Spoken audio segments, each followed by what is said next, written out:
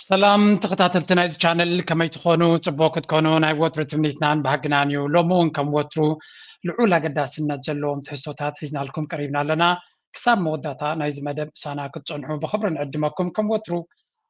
لايك مقبار شير مقبار ريتوتاتكم بحنات من قدي كتقد في دمانة تحساسبكم سلا تغلو تقبروا ريتوتات دما أتصبيغنا نمسجن ثم بحنات تقد في مالتيو نايلو مارسي سفع زبالي بزعب عالمن بزعب كبابينان بغطبا ببوليتيكا بقول كركن فتنينا كم دما حدا زاربا رسو زلو بقداي ناي ولادو نشنش زهب كوريتو بزعبو زملكت حدا ملسكت كفتني كساب مودتا مسايك تصنعوا دما بخبر نقدمكم مجمريا ግን በቲ ቀልጢፉ እና ማዕበለ ዝኸይድ ዘሎ ዜና ክጅምር ይመርፅ because I think it's very important ምስቲ timely issues ዝንቀሳቐስ ዘሎ ጉዳያት ክንግንዘቦ. Let's start here. Has been very clear and consistent. He's prepared to use every element of American power to stop drugs from flooding into our country and to bring those responsible to justice. The Maduro regime is not the legitimate government of Venezuela. It is a narco-terror cartel. President Trump cranks up the pressure on deadly drug cartels. The Pentagon is sending at least 3 U.S. Navy destroyers to patrol the waters near Venezuela. Joining us now is the DEA Administrator Terry Cole. Thank you for being here. كابزن ريوز لنا ممحدار دونالد ترامب بمخنيات ناي دراك كارتل زبل ويون ناي حشيش حيلتات نوعم لمقلاي بزبل ارستي ناب فنزويلا زقبرو زلو متتتاو دارقا بقلتي كقبرو جميرلو جن ازيا التونسوز تكاملا زلويا ابريل تايم النمهارا زلنا كونتاتنا زلنا هذا حن كابافهم نسمعيا exactly تايم زبل زلو اسكسمعو بزي has ruled out boots on the ground in Ukraine. He hasn't done it when it comes to Venezuela. Now, things got a little bit scary when the State Department put out what they said was a $50 million reward for a man they said is a fugitive narco trafficker. But when people looked at the names, they're like, wait a minute, I know that guy. It's the president of Venezuela. He's in Caracas. Can I have my $50 million now, please? Easiest 50 mil ever. So then you see news starts to break that there are secret plans to ramp up pressure against Venezuela, and you start to wonder, wait a minute, are we going to do another coup in Venezuela? That was have my 50 million. Exactly. تزارب ما بنتصور ولا ميديا أمريكا كزارب اللي جميرو له الوا منجست مخانة بلان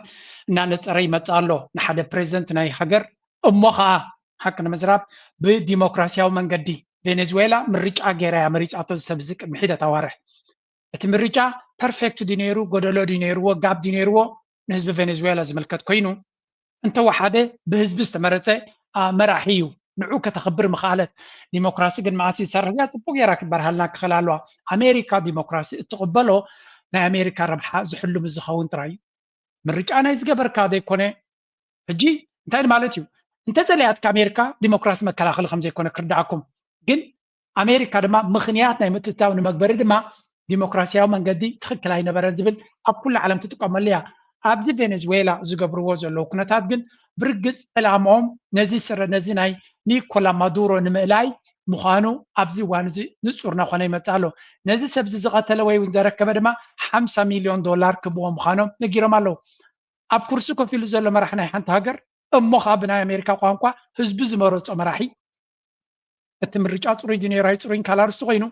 ናይ ኣሜሪካ ምርጫ ኸሚት ጽሩይ ዳይ ጽሩይን ኢልካ ኮዲ ቤት ክትገብር ትኽእል ኢኻ ምክንያቱ ዶናልድ ትራምፕ 10 ግዜ ኣብ 2020 ምርጫ ተሰሪቑ እዩ ወረቓቕቲ ኢትዮም እናበለ ዝኸስስ እዩ ኣብቲ ዝተሳዕረሉ ንሱ ብቅንዕና ይኮኑ ሰሪቖምኒ ስዒሮምኒ ዝብል ሪቶም ብዙሕ ግዜ ሰማዕና ኢና ስለዚ ናይ ካልኦት ሃገራት ምርጫ ኸ ቅኑዕ ዲያይ ቅኑዕ ንኽትብል መን ሞራላዊ ልዕልና ሂብካ ወይ እውን ሓይሊ ሂብካ ክትብል ትኽእል ኢኻ እዚኣ ንሪኣ ዘለና ዘረባ ግን رجيم تشنج ويكا الوا منغسي بكل فتينو ماي سلطو من حجي وتهدراو حيليوم حيزوم ماتيوم زلو از وتهدراو حيلي حيزوم ماتيوم زلو كند منتاي لوط كمصي خلخون 4 مراخب نو بزحات مراخب ديسترويرز كتاب 4000 سراويت فليات من سراويت نا امريكا زحزا سوفيستيكيتد اسوار زحزا مصين كم زلو ابت بوتاتي زنغر زلو كم زنريو زلنا ابت كبابي ناي فنزويلا مصين الله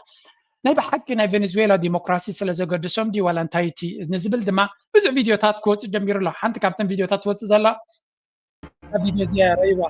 بسوي وصلهم حدا كابتي مبزحت غزي اغرغر نمجمار زتقمو لامريكا زعجت ريوز لهم يوم مبزحتن إذن حجرات زياتن شجر اللون مس أمريكا ويون أمريكا بوليتيكاو تلوا بوليتيكاو صوت هاللو أبزي جيانا قربيتنا زي فنزويلا أبت كبابيهم دما بزح وركن ندادن ترخيب الله نغطل هابتنا إذا جيانا تبالغر شو عتمي 50 بليون بليون تمن الجيريا تعريو ريو كباب شو عتمي بليون عقور هابت زلون حجرات ينزين برازيل again برازيل كل زفتنا أمريكا رادار لا تي أبلع على زلون دريو زلنا ناي ببارلس ببرميل ناي نداد زرزة لوي بالتيو ناي نداد هابت تراي برازيل يريكم الله كنا من تاي حبتنا عبي خيد أبزعجي نلعلنا أخذنا مسكرنا قطر حساب حدا شو منت تريليون زتمن هبت اللوا تشاينا حدا بتشعات تريليون دولار زتمن أغور هبت اللوا عندن كازاخستان نابلكات غيد نيو مسكاتكا نيجيريا كل إنجان هجراتياتنا أمريكا إذا اللوا تاريخ منابزين أمريكا نبعلا 3.5 تريليون زتمن ناينا دادا هبت كم زلوا ليبيا 10 تريليون 3.6 تريليون كابنا أمريكا زبزح ليبيا بكم يكون تاتودي غالا سلمتايكم مخينا يلك حتى تغل أبزح الجل على مسكنا راشا كبابي 6.1 تريليون زتمن هبت اللوا UAE شوعتنا دخلت تريليون زتمن مالتيو كويت تنهجرات عرب بحري مسألة صوماليا نبعلا زغل عن فش تريوز لهم انت عينت هبت سلزلوا عند هريلكا عراق 10 نتبشم من تنابلي غيد and كندا أبلع أنت متيخاج إيران again إيران زخول دراماتات زجبر بإسرائيل بقلنون الأمانة تطفلت لكم بزو حبت زلوا هجريا and then you come to نايمودا تامتي أزلا I think سعود عرب مس أمريكا فنزويلا خمتري وازلهم أنت كابتز بسحي حبت زلوا هجريا سلزي نازي حبت زين مركب دما كل عين دراما كجبر كم زخل ما جنزابير اللي سلزي ناي فنزويلا زي عجين ريوز لنا عقرقر كان من تاي استبقى سين زحريلهم كا العما اتحابتنا يتهاجر الموراس زجبر زلوا بقلت إذا ما بزعق زي يتزرب زلوا سلزي ناي حشيش بكولومبيا جيرو بمكسيكو جيرو يمسألنا له يوم زبلو زلوا exactly كله تحشيش كاب فنزويلا كم زملاء زلون مستمر احنا يتهاجر كم تحاز يوم زجبروا زلوا مغنيات أيسونون يوم أمريكا كل جزء مغنيات هلو تدليوم ناي جبرش برا بلغة تدليوم جبرش برا تحجز على خايب بلغة تدليوم ناي حشيش ما بقى بلغة they can say whatever they want بتعلاماجن نازي ناي فنزويلا مراحي كابسول قانون الملاي زجبر زلوا كنتاتنا نرزلنا it's a very very interesting time أي بحكي بخميك خيريو بتكونتات كسيلنا هنرينا جن ناي أمريكا كومنتاتورز بلغة زلوا تي mainstream media سمعوا أنت هيزبل زلوا كم زي ني فنزويلاويان قد عنوز قبول record amounts of fentanyl coming into our country. But the Venezuelan corruption, the Venezuelan dictatorship, he is a narco-terrorist. They continue to send this poison to the United States, killing hundreds of thousands of Americans, not to mention the TDA members that they send to our country. إذا ما راح أزسي أنتي كجبري وي فلويد حشيش وي جلك عملوا على من أمريكا كودق زخل كسد زخل لبعلو حجروا بشجر كلا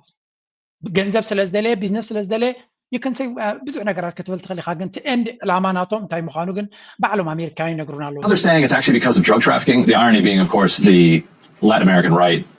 is as involved in drug trafficking as the Latin American left, if not more so. And certainly historically more so. I was going to say, you don't even have to say the Latin American right. You could actually just say the American right. Yeah. Yes. And so now the argument that Trump apparently is making is that we need to overthrow the Venezuelan government because of drugs. Like, that's the, how's it like, is this an attempt to shoehorn it somehow into America first? Because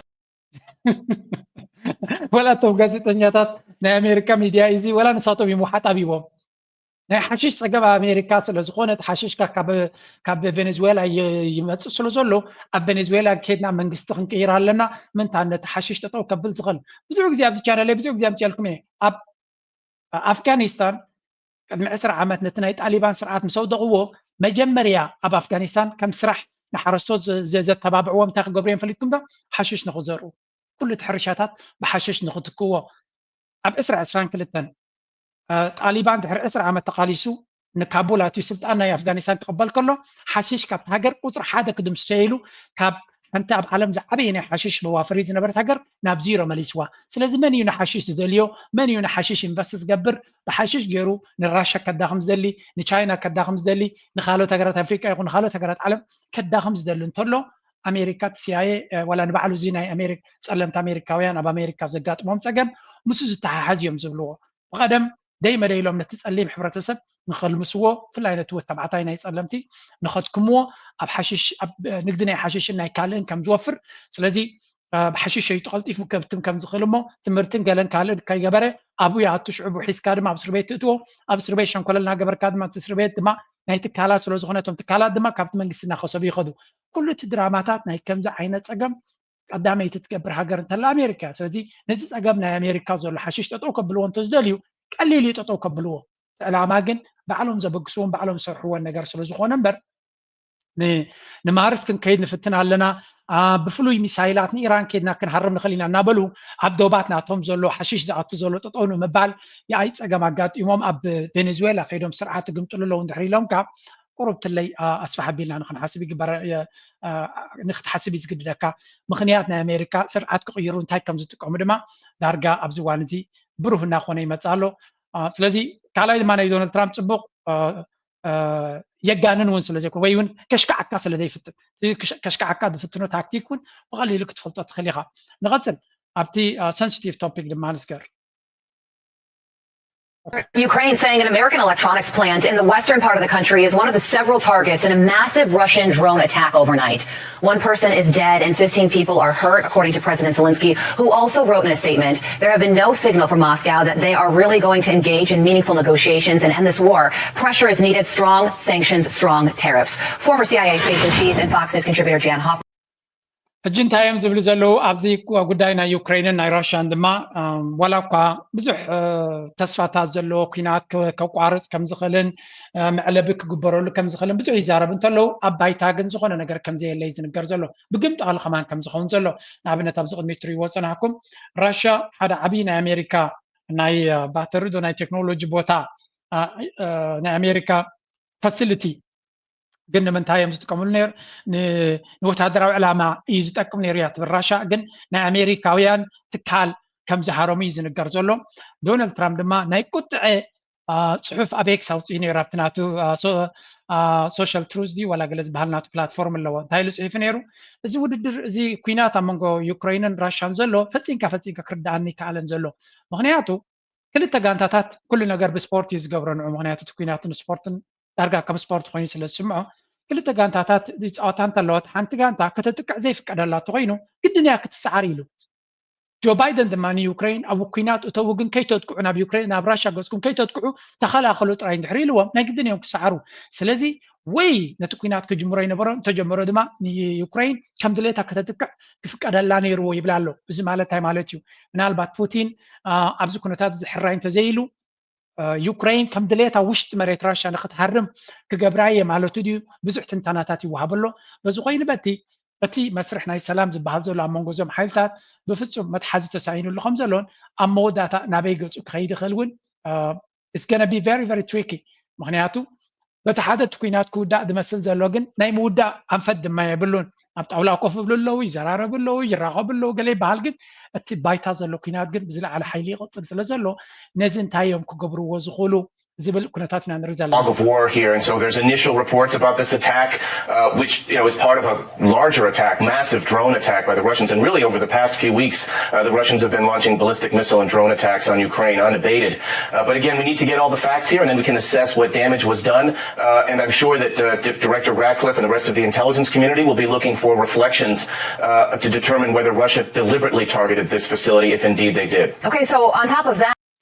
እጂ እቲ ሕቶ እዚ ናይ ኣሜሪካ ምስ ምዃኑ ኣሜሪካ ምክንያት ክደሊ ትኽእል እያ ኣብ ዓውደ ኩናት ዝካየደሉ ዘሎ ዩክሬን ዘሎ ፋሲሊቲ ወይ እውን ሓደ ትካል እንድሕር ኮይኑ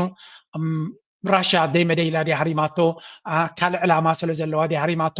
ምስ ወታደራዊ ሓይሊ ስለ ዝተሓዝ ድያ ሃሪማቶ ሜኒ ሪዝንስ ግን ስቲል ኣሜሪካ ነዚ እውን ከም ምክንያት ክጥቀምሉ ይኽእሉ እዮም ብርግፅ ዶናልድ ትራምፕ ብዙሕ ዓይነት መርገፂታት ናቱ ዘይንፁር ኩነታት ኢና ንርኢ ዘለና በቲ ምስ ራሽያ ነቲ ኩነታት ክውድኦ ይደሊ ኣሎ ፑቲን ድማ ዕድል ሂቦ የለን ምክንያቱ ፑቲን ነቲ ኩናት ክውዳእ ተኮይኑ ኣነ ብዝደልዮ መንገዲ ንዓይ ብዘርብሕ ንራሽያ ንሃገራዊ ረብሓ ናሽናል ሴኪሪቲ ናይ ራሽያ ፀገም ክፈትሕ ብዝኽእል መንገዲ ክውዳእ ዳ እምበር ንስኹም ስለ ዝፀቐጥኩምኒ ወይ እውን ንስኹም ስለ ዝደለኹሞ ክኸውን ኣይኮነን እዩ ዝብሎም ዘሎ ኤግዛክትሊ ፑቲን ብዝደልዮ መንገዲ ንክውዳእ ድማ ዩክሬን ይደልዩ ኣለውን ኤሮጳ ይደልዩ ኣለውን ዶናልድ ትራምፕ እውን ይደልዩ ኣለን ስለዚ እንታይ ዳ እዩ ክግበር ይኽእል ካብዚ ናበይ ገፁ ክኽየድ ዝኽእል ኤሮጳ ኸ እንታይ ክኸውን ይኽእል ስጉምቶም ቅድሚ ናብ ካልእ ዓለም ምስጋርና እስከዚያ ሓንቲ ብወገን ሓደ ናይ ዶናልድ ትራምፕ ቀረባ ዝኾነ ኮመንቴተር ዝበላ ንስማዕ እያ On their return to Europe, the Germans said we don't have the resources to put anybody on the line of contact to really have anything to do with security guarantees. Maybe we can put up some money or maybe some weapons. And gosh, one of the reasons we don't have manpower is because we have a whole battalion that we put up in, I think, Latvia, right? We put a whole battalion of people up there and we're really strapped. Of course, this is a country is trying to get manpower and they can't get people to serve. Why? Because only 9% of German, I think it's men, want to defend their country. So that's Germany. UK Starmer gets off the plane, and the head of the and this was on report on the Guardian. I put it up, another article. They report right away. Starmer doesn't have the resources. The military sitting there going. እዚ ትሪእዎ ዘለኹም ሓደ ካብቶም ቀረባ ፀለውቲ ናይ ዶናልድ ትራምፕ ሓዛናቱ ብፍላይ ኣብቲ ቀዳማይ ተርም ቀዳማይ ካብ 2019 ዝነበረ ገለ ካብቶም ኢነር ሰርክል ናቱ ካብቶም ቀረባ ናይ ዶናልድ ትራምፕ ሳብ ሕጂ እውን እንተኾነኮም እዩ ስለዚ እንታይ ስቲቭ ባነን እዩ ዝበሃል እንታይ ዝብል ዘሎ ድሕሪ ትርክብ ኤሮጳ ኣብ ዋይት ሃውስ ኮይኖም ምስ ዶናልድ ትራምፕ ዝተራኸብዎ ገለ ምስ ተመለሱ ንዩክሬን ክሕግዝዎ ዓቕሚ ከም ዘይብሎም ጀርመን ወታደራዊ ዓቕሚ የብልናን እቲ ብገንዘብ ክንገብሮ ንኽእል ድማ ድሩት እዩ ስለዚ معركة دين يوكرين كن حق زاوية ندلقن أبايتا بزع نقدر كجبر وزخول يلن وتهدروا عقبنا الجرمن دم أنا لا على نممسع نتوم دك تبعتيو كن ديك أب دك تبعتينا جرمانيا ما وتدرنا خدوز دليل نزبل تحت 9% كبابيو أو تدرنا كمت زدليز بهالزلو دليل زلو مالك بقعد زلو ديو هيكونن فلذي بأفكار زربات زي كوينو أوروبا زخون يكون وتهدروا عقب جيرا ني زلنسكي وين يوكرين حجيزا نتعود كوينات كتير تخلى يكونت بعد زيجت كوينات قلت في كودالو زخون يكون من قد زبل امنتي زلو معناته عندي سألتنا تشاينا سلزخونو أمريكا ملأتو كوروناتا أب تشاينا كونالو نا يوكرين بعد فلت أوروبيان قالوا يجبروا زبل يتزلوهم يمكن أوروبيان قالوا نخجبروا عقمية بالله من كايبلا We cannot be on the line of contact. Maybe we can take a port. And maybe we can, defend Odessa, maybe put some people in the port or maybe in the air. And this is the same Navy that's not giving us virtually no help while the United States Navy keeps the Suez Canal open so that 97% of the goods and services that go through there are the goods that serve Europe and keep Europe connected to Asia and also to the Middle East. So England's out. And they're also financially a debacle. And as you know, they're going to need their own troops for the coming civil war in England, which is going to happen. Macron goes up and he's talking big talk. He's big talking Macron. He's Napoleon, the fifth or whatever it is. He's talking big talk. He's the embodiment of de Gaulle. بعفشا نخلهم يوكي بافكار رعرع كبر خليهم ولا حنت وتهدروا عقمية باللومن نبز بس حوية باللومن نبز خدوية باللومن أيكونن أبي يوكرين كيدوم كويناتنا يوكرين كحجزي كونوا منشنا ينقدم زخونة نايك أي بحر نقدر كايز زلوا حوت زجبروا زلوا نعون مكوت صارون زخونة يخون أبركتو خجبروا زي كعليهم بمن قد يوكرين زمت سناي وطبعوش ربحية باللومن بمن قد سويس كانال زمت تنقدنا تومجن عبك سراقات يمخلون نعون محواي نأمريكا أخول حيل بحر سديدهم نتنحوتن من مكوت صارون كحجزوا زي كعليهم ناي فرنسا دما بأفكار تري كوين بجبري بقط أبا يلون وتهدروا عقمون يلن بأفكار بزح كتزارب تغل الميكروفون مسيخا بزح كتزارب تغل نابلا يزنعكم زلو لذي اتي ناي أمريكا establishment ويونا أمريكا political class زي قال كابتوم كربا تسألوتنا دونالد ترامب مخانز نقريو أن أبلي إيروبان مرحتنا تان زلوهم رديت نزي مسل كابزو سلوز بقسيهم زخون يخون أوروبا ريتو بزح كلمة جهبو زلو نعتاتهم نأمريكا بزمتش نأمريكا بزرب حمبر أوروبا كاب أمريكا رهيق زخون نقر كتقبر تخل حجر كم زي يكون تردي ومالو وطبعاتهم أبحرقا يزلو وتهدروا عقمناتهم لما بفتسهم بسراشا كودا درايكل ولا شقرناتهم كفتح يكل نيس لذي كم زين تتنايقا بلوك زين تاي تخون نات كامرقتي نات كربحة تقوسيو كغيات كم نبور جيرناينا نوزدو كل زي زعبا محبر سب عالم تي قلتو زغونه لوتي ويون وياز قبرو لزلو حانت كابتي ناب مبراق قصنا شفت نقبر كلنا حانت زيات رايس مولي Moscow. Today was the second day in Russia, also the moving day. Jaishankar held talks with his Russian counterpart, that's Foreign Minister Sergei Lavrov. The visit itself was a message of intent from India, a sort of defiance against Donald Trump. And if that wasn't clear, Jaishankar made sure of it. He was all praise for the relationship between India and Russia. He said it's among the steadiest since World War II. We believe that the relations between India and Russia have been among the steadiest of the major relationships in the world after the Second World War. Geopolitical convergence, leadership contacts, and popular sentiment remain its key drivers. كم نريد لنا زي ناي هندي منيستر جهات وصاي جاي شكر زبال أبراشا خيدو أمس راشا زلهم زمدنا أم حيال يقوى كم زلون هاي سلسة معلت مبسع غيرو خم زلون زد ما بعين أمريكا ببوليتيكا أمريكان معربة وعالمن بغربة زكاتل وزلوي مغنياتو هندي مماليسا كابنا أمريكا تلوى تحدم كم زلان مس مكانا قنتنا أمريكا زخونا بعراشا وننتخونت عمقو زلو زمدنا كم تقبرن زد ما ني بتقال نايت منيستر بتاعتو صاي ناي هند مالتيو مس راشان غبر زلنا زمدنا حدش زي كونه اتزنوحن اتي زي تغيرن استري مالت حد عينت ملك عيزو كل غزي رغو زخونه صبق زخونه زمدنا حزنا زقصلنا انتلنا كم هندي مس راشا اب كاب حبرت سوفيت جميرنا كاب زحل كينا جميرنا ننوح عمتات زمدنا ناي راشان هند نيرو ابز 4 عمتات ግን ናይ هند ፖለቲካ ናብ ኣሜሪካን ኤውሮፓን ተጸጊዑ ብዋጋ ናይ ራሽያ ትገብሮ ዘላ ኩናት ዝያዳ ክረብሕ ይድፍትን ነይሩ ግን ካብ ራሽያ ክረብሕ ካብ ቻይና ካብ ኣሜሪካ ክረብሕ ካብ ኤውሮፓ ክረብሕ ካብ ካልእ ክረብሕ ይድፍትን ነይሩ እዚኣ ግን ስለደይ ስራሕታ ብዝዋን እዚ ኣሜሪካ ክትሃርሞም ስለዝጀመረት ምስ ራሽያ ዘለና ዝምድና ምሕያል ሕሸና ብምባል ኣብ ቅልጡፍ ዝኾነ ጉዕዞ ይኸድሎ I think ምስ ቭላድሚር ፑቲን ውን ከም ዝተራኸበ ዝንገር ዘሎ which is another disturbing ነቲ ምዕራባዊ ዓለም ከምዚ ኢሎም ምስ ፑቲን ክራኸቡ ክርእይዎ ከለዉ ብፍላይ ቦገን ኤውሮፓ ልቦም እዩ ዝሕምማ ምክንያቱ ዶናልድ ትራምፕ እዚ ቭላድሚር ፑቲን ዝተነፀለ መራሒ ክኸውን እምበር ዓበይቲ መራሕትና ኸዱ ምሱ ክረኣዩን ምሱ ዲል ክገብሩን ኣይደልዩን እዮም ገዳን ዕፅዋን ዝገብርዎ ዘለዉ እኮ ራሽያ ክትዳኸመሎ እማ ካብቲ ፀወታ ክትእለ ብቁጠባ እንተተዳኺሙ ፑቲን ኣብ ወታደራውን ክደክም ይኽእል ዝብል እምነት ስለ ዘለዎ guess what ኩሉ እቲ ዝገብርዎ ዘለዉ ኣብ ልዕሊ ራሽያ ይሰርሓሎም የለን it's a very very sad ምክንያቱ ብዙሓት ሃገራት ምስ ራሽያ ክሰርሑ ይመርፁ ስለ ዘለዉ ህንድና ኣብነት እጂ ብሰንኪት ኣሜሪካ ዶናልድ ትራምፕ ዝገብሮ ዘሎ ዝምድና ናቱ መሊሱ ክዕምቆ እዩ ዝፍትን ዘሎ And what has it achieved so far? We'll bring you the top 5 highlights. Number 1, it's a clear message to the United States of America. After his remarks, Jaishankar took questions from the press. As expected, someone asked him about Trump's tariffs, Trump's 50% levy on India. Now, Jaishankar did not take names, but he hit back with some facts. He said he was perplexed at the logic behind the move. We are not the biggest purchasers of Russian oil, that is China. We are not the biggest purchasers of Russian LNG. I'm not sure, but I think that is the European Union. We are not the country which has the biggest trade surge with Russia after 2022. I think there are some countries to the south. እንታይ ዝብል ዘሎ ኣሜሪካ ብልዕልና ጌራቶ ዘላ ታሪፍ ናይ 50% ብፍጹም ክርዳኣና ይከኣለን እዚ ድማ ኣሜሪካ ፈላልያ ትሓርም ከም ዘላ ጽቡቅ ገይሩ ይዛሃርማ ዘሎ መጀመርያ ካብ ቻይና ዝበዝሐ ነዳዲ ትገዝእ ካብ ህንዲ ካብ ራሽያ ዝበዝሐ ነዳዲ ትገዝእ ዘላ ኣብዚ ግዜ ዝእገዳ ቻይና እያ ንቻይና ግን ዝኾነ ይኹን ታሪፍ ክገብር ብሰንኩ ኣይረኣናን ካልኣይ ነቲ ኤልኤንጂ ዝበሃል ሊኩዊፋይድ ናቹራል ጋዝ ማለት እዩ ንዕኡ ነቲ ብመራኽብ ገይሩ ዝቀሳቐስ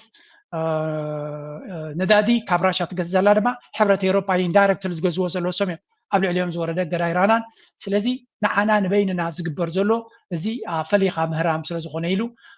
ፊት ንፊት ንኣሜሪካ ኮንፍሮንት ይገብር ኣሎ ስለዚ እዚ ከም ፅቡቅ ከይረአ ይኽእል እዩ ግን ኣብ መወዳእታ ራሽያ እያ ትኸስብ ዘላ ኣብዚ ሓደ ካብቲ መክሰብናቶም ለንቀነ እውን ሄድላይን ኮይኑ ዘሎ ድማ እዚ እዩ ንሕና እውን ክንመሃረሉ ንኽእል ኢና Still flock to Moscow's Red Square, but only a few of them are from Western countries. More and more overseas visitors are returning to Russia, and officials here say the average spend has increased as they attract more affluent visitors. After 3.5 years of war, ድሕሪ 3 ዓመት ኩናትን ልዕሊ 18,000 እገዳታት ኤውሮፓ ራሽያ ስቲል ብዙሕ ቱሪስትስ ይመፃ ከም ዘሎን ከባቢ 3 ሚልዮን ቱሪስትስ ናብ ራሽያ ከም ዝመፁ እዮም ዝነግሩ ዘለዉ ስለዚ ዝለዓለ እገዳ ኣብ ኩናት ዘላ ሃገር ክንዲዚኦም ዓይነት ቱሪስትስ ክመፅዋ ተኽኢሎም መራሒ ናቶም ምስ ካልኦት ሃገራት ክሰርሕ ይኽእል ኣሎ ዳርጋ ኩሉ ዓይነት ናይ ስዊፍት በሎ ናይ ገለበሎ ኩሉ ዓይነት እገዳ ይወሪድዎም ዘሎ ሰብ ግን ናብኦም ምኻድ ኣይገደፎን ስለምንታይ ቱሪዝም ሰብ ኣብ ዝኾነ ክኸይድ ዝደሊ ብፍላይ ድማ ሕስር ዝበለ እንድሕር ኮይኑ ካብ ካልእ ሰባት ናባኻ ክመፁ ይኽእሉ እዮም ስለዚ እቲ ቱሪዝም ወላ ናይ ክሬዲት ካርድ ኣይሰርሕን ኣብ ራሽያ ኣብ ዝዋን እዚ ብኦንላይን ክትከፍል ኣይትኽእልኒ ኢኻ ስለዚ ካሽ ሒዝካ ኢኻ ትኸይድ ኤርትራ ባንክታታ ኣይሰርሕን እዩ ዘሎ ወይ እውን ከምቲ ምዕቡል ኣይኮነን ኤቲኤም የብላን ገለ እዩ ዝበሃል ራሽያ ድማ ኤቲኤም ናታውን ኣይሰርሕን እዩ ዘሎ ኣብ ዝዋን እዚ ግን ሰባት ናብኣ ንምኻድ ኣይገድፉን እዮም ስምዑ እንታይ ይብሉ ኣሎ ብዚ A lot of people are afraid of to come here. But when we come here, and this is our second day to be this country, don't see everything is great. Even Mexico, that is where I am from, you hear about narcs and these kind of situations. So I think you need just to be in correct places, and that's it. The language, the number of people who continue. And international tourists, and 30% of them are coming from the Middle East. And of course, we do have some challenges related to payments, for example. But it looks like now that it's not እዚ ሓላፊ ናይቲ ቱሪዝም እንታይ ይብላ ኣሎ ብዙሕ ፀገማት ኣሎ ኣብዚ ንኽመፁ ንኽትመፅእ ኤርላይንስ ዳይሬክት ፍላይትስ ክትረክብ ሽግር እዩ ክቡር እዩ ኤርላይንስ እንተረኺብካዮ እውን ምስ መፀኻ ናይ ፔይመንት ሲስተም ኣሎ ምክንያቱ ካብ ስዊፍት ተቆሪፃ ስለ ዘላ ብዙሕ ሽግራት ኣለዎ ግን ንሰብ ግን ኣይዓፀወን ስቲል ክመፁና ይኽእሉ ኣሎ ይብላ ኣሎ ስለዚ ደድሊ ኢንፍራስትራክቸር እንተዳሊኻ ብዓቕምኻ እቲ ዘለካ ነገራት ከዓ ፃፊፍካ እንድሕር ሒዝካዮ እንታይ ዝብለካ ዘሎ ናይ ስዊፍት እገዳ ይሃልኻ ናይ ካልእ ሕፅረታት ይሃልኻ ባንክታትካ ምዕቡላ ይኹን በቲ ዘለካ እንድሕር ተታኺስካ ሰባት ካሽ ሒዞም መፂኦም እውን ክሰርሑ ከም ዝኽእሉ እዩ ዝነግር ዘሎ ስለዚ እዚ እውን ፅቡቕ ዝኾነ ኩነታት እዩ እዚ ከዓ ንኤውሮጳ መርዲ እዩ ክንብሎ ንኽእል so much about Europe and Western world ሕጂ ናብ ኣፍሪካ ንመለስ The 9th TICAD Summit takes place at a time of unprecedented threats to global peace and security, ongoing conflicts in some regions of the world, and disruption to global trade. Africa is counting on its friendship with Japan to weather the storm. لكن ድማ ድሕሪ ናይ በዓል ቻይና ራሽያ ከምኡውን ህንዲ ኣሜሪካ ኤውሮጳ ጉያ ዝነበረ ሕጂ ድማ ሓድሽ ጎያይ ናብ ኣፍሪካ መፅኡ ኣሎ ንሱ ድማ ጃፓን ናብ ኣፍሪካ ብዙሕ ኢንቨስት ክትገብር መደብ ከም ዘለዋ ነጊራ እዚ ድማ ኣብ ካልእ ዓለማት ከምቲ ዝድለ ትዕወት ስለዘየላ ኣሜሪካ ታሪፍ ገይራ ታርማ ስለዘላ ሓድሽ ዕዳጋ ግድን ክምስርት ኣለና እቲ ዝዓበየ ዕዳጋ ናይ መፃኢ ድማ ኣፍሪካ ስለዝኾነ ኣብ ኣፍሪካ ዘለና ኢንቨስትመንት ክዓብሎ ብምባል ኣፍሪካ ጃፓን ሳሚት ኣብ ኮንፈረንስ ኣብ ዝነበረ ዓብ መብፅዓ ገይራ 1.5 ወላ ገለ ቢልዮን invest ገበር መደብ ከም ዘለዋ ተነጊሩ It's at a time of interconnected crises and deep inequalities. Tackling this crisis requires a clear focus not only on development for Africa but on development with Africa. The focus for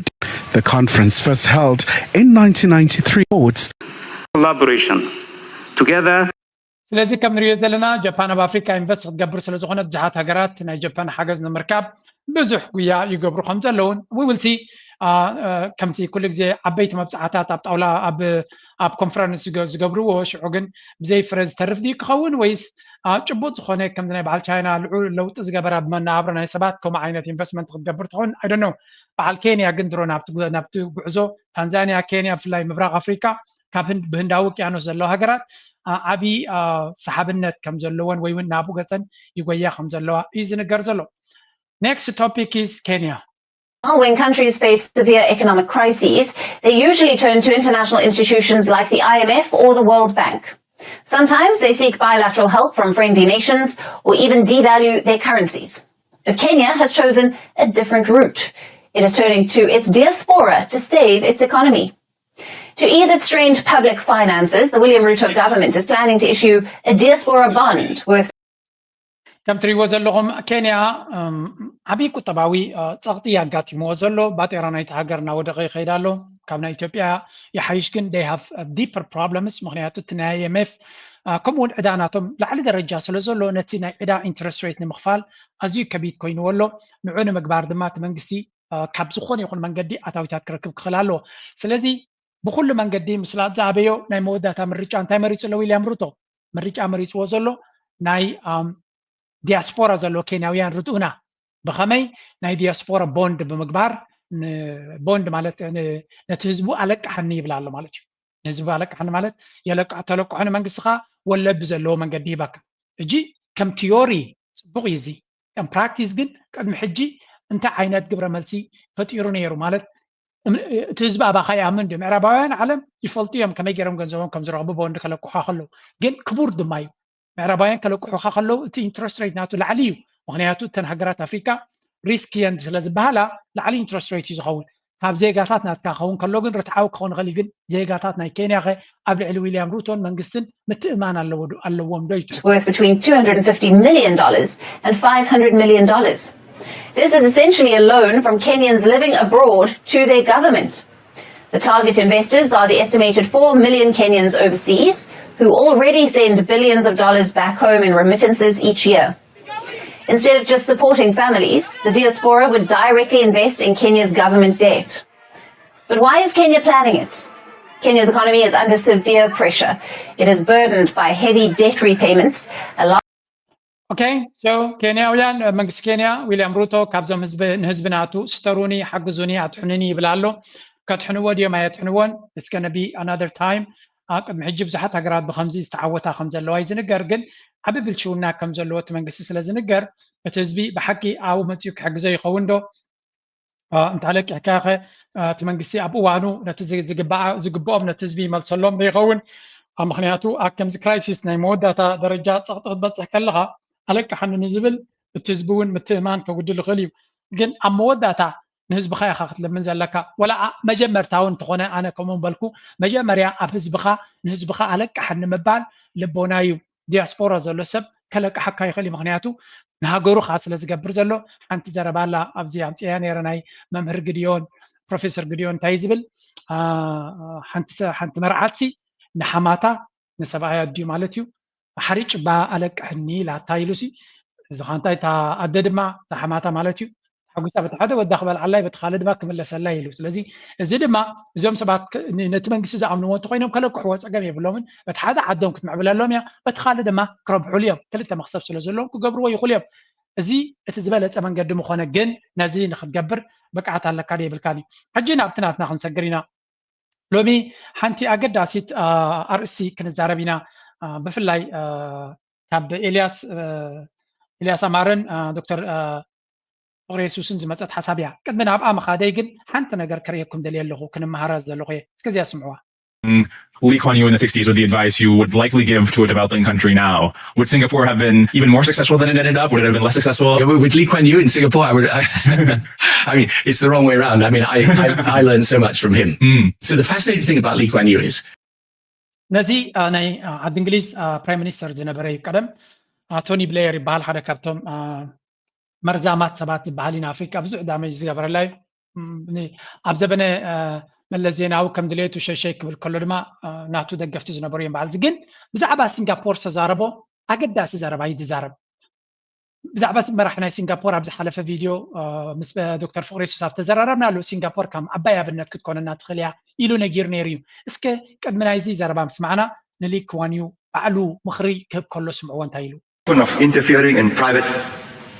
lives of citizens. Yes. If I did not, had I not done that, we wouldn't be here today. We'd be the old Singapore, speaking 4 languages, not interacting. We wouldn't have them all living in the same new towns, learning to be good neighbors. I don't think we would be here. እንዚ ትሪእዎ ዘለኹም መራሒ ናይ ሲንጋፖር ሊ ኩዋን ዩ ሓደ ካብቶም ዓበይቲ መራሕቲ ናይ ዓለምና ዝቁፀር እዩ ንሓንቲ ንእሽተይ ደሴት ዝነበረት ናይ ዓለምና ዝሓየለ ቁጠባን ዝሃብተመ ሃገርን ክፈጥር ዝኻለ እዩ ኣብተን ሓንቲ ካብተን ኣገደስቲ ውሳነታት ዝገበርኮን ዝብል ናትኩም ሪቶ ክሰምዕ ደልየ ኣብዚያ ነጥብ እዚያ ሓንቲ ካብተን ዝበለፀ ውሳነታት ዝገበርኮን ኢለ ዝኣምን ኢሉ ቋንቋ ናይ ሲንጋፖር እንግሊሽ ንክኸውን ምውሳነ እዩ ኢሉ እንታይ ማለት እዩ እዚ ይብል ኣሎ 4 ቋንቋ ይዝረብ ኣብቲ ዓዲ 4 ቋንቋ ጥራይ ዘይኮነስ 4 ኤትኒካዊ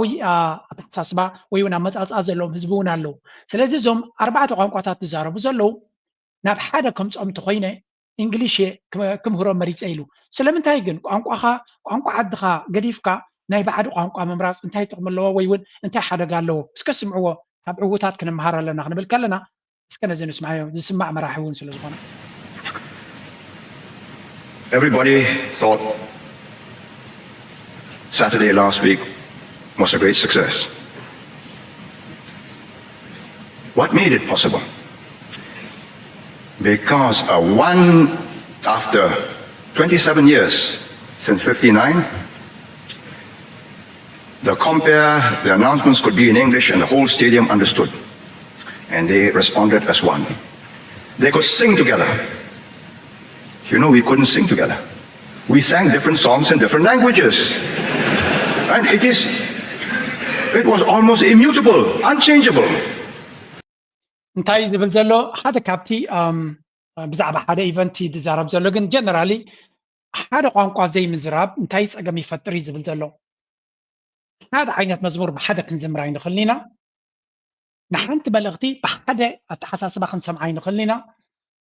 ሓንቲ ፅንፅዋይ ወይ እውን ሓንቲ ጆክ እንተተነጊራ ድማ ኩልና ብሓደ ክንስሕቕ ኣይንኽእል ኢና ምክንያቱ ዝተፈላለየ ቋንቋ ዝተፈላለየ ትርጉምን ዝተፈላለየ መቐረትን ክህልዋ ስለ ዝኽእል እዩ ዝብል ዘሎ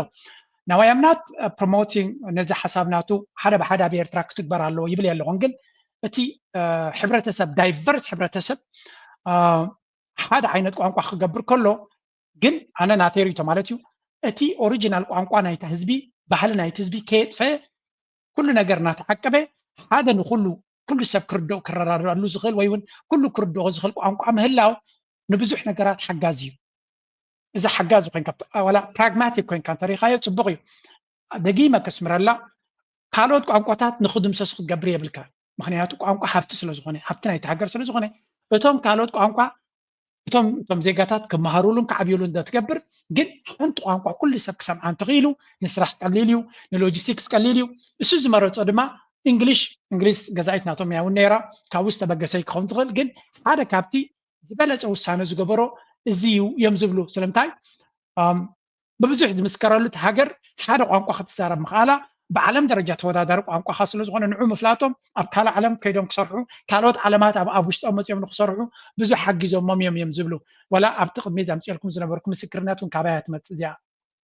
three important decisions right at the beginning for Singapore. Each one of them now seems obvious. Each one at the time was deeply contested. Number one,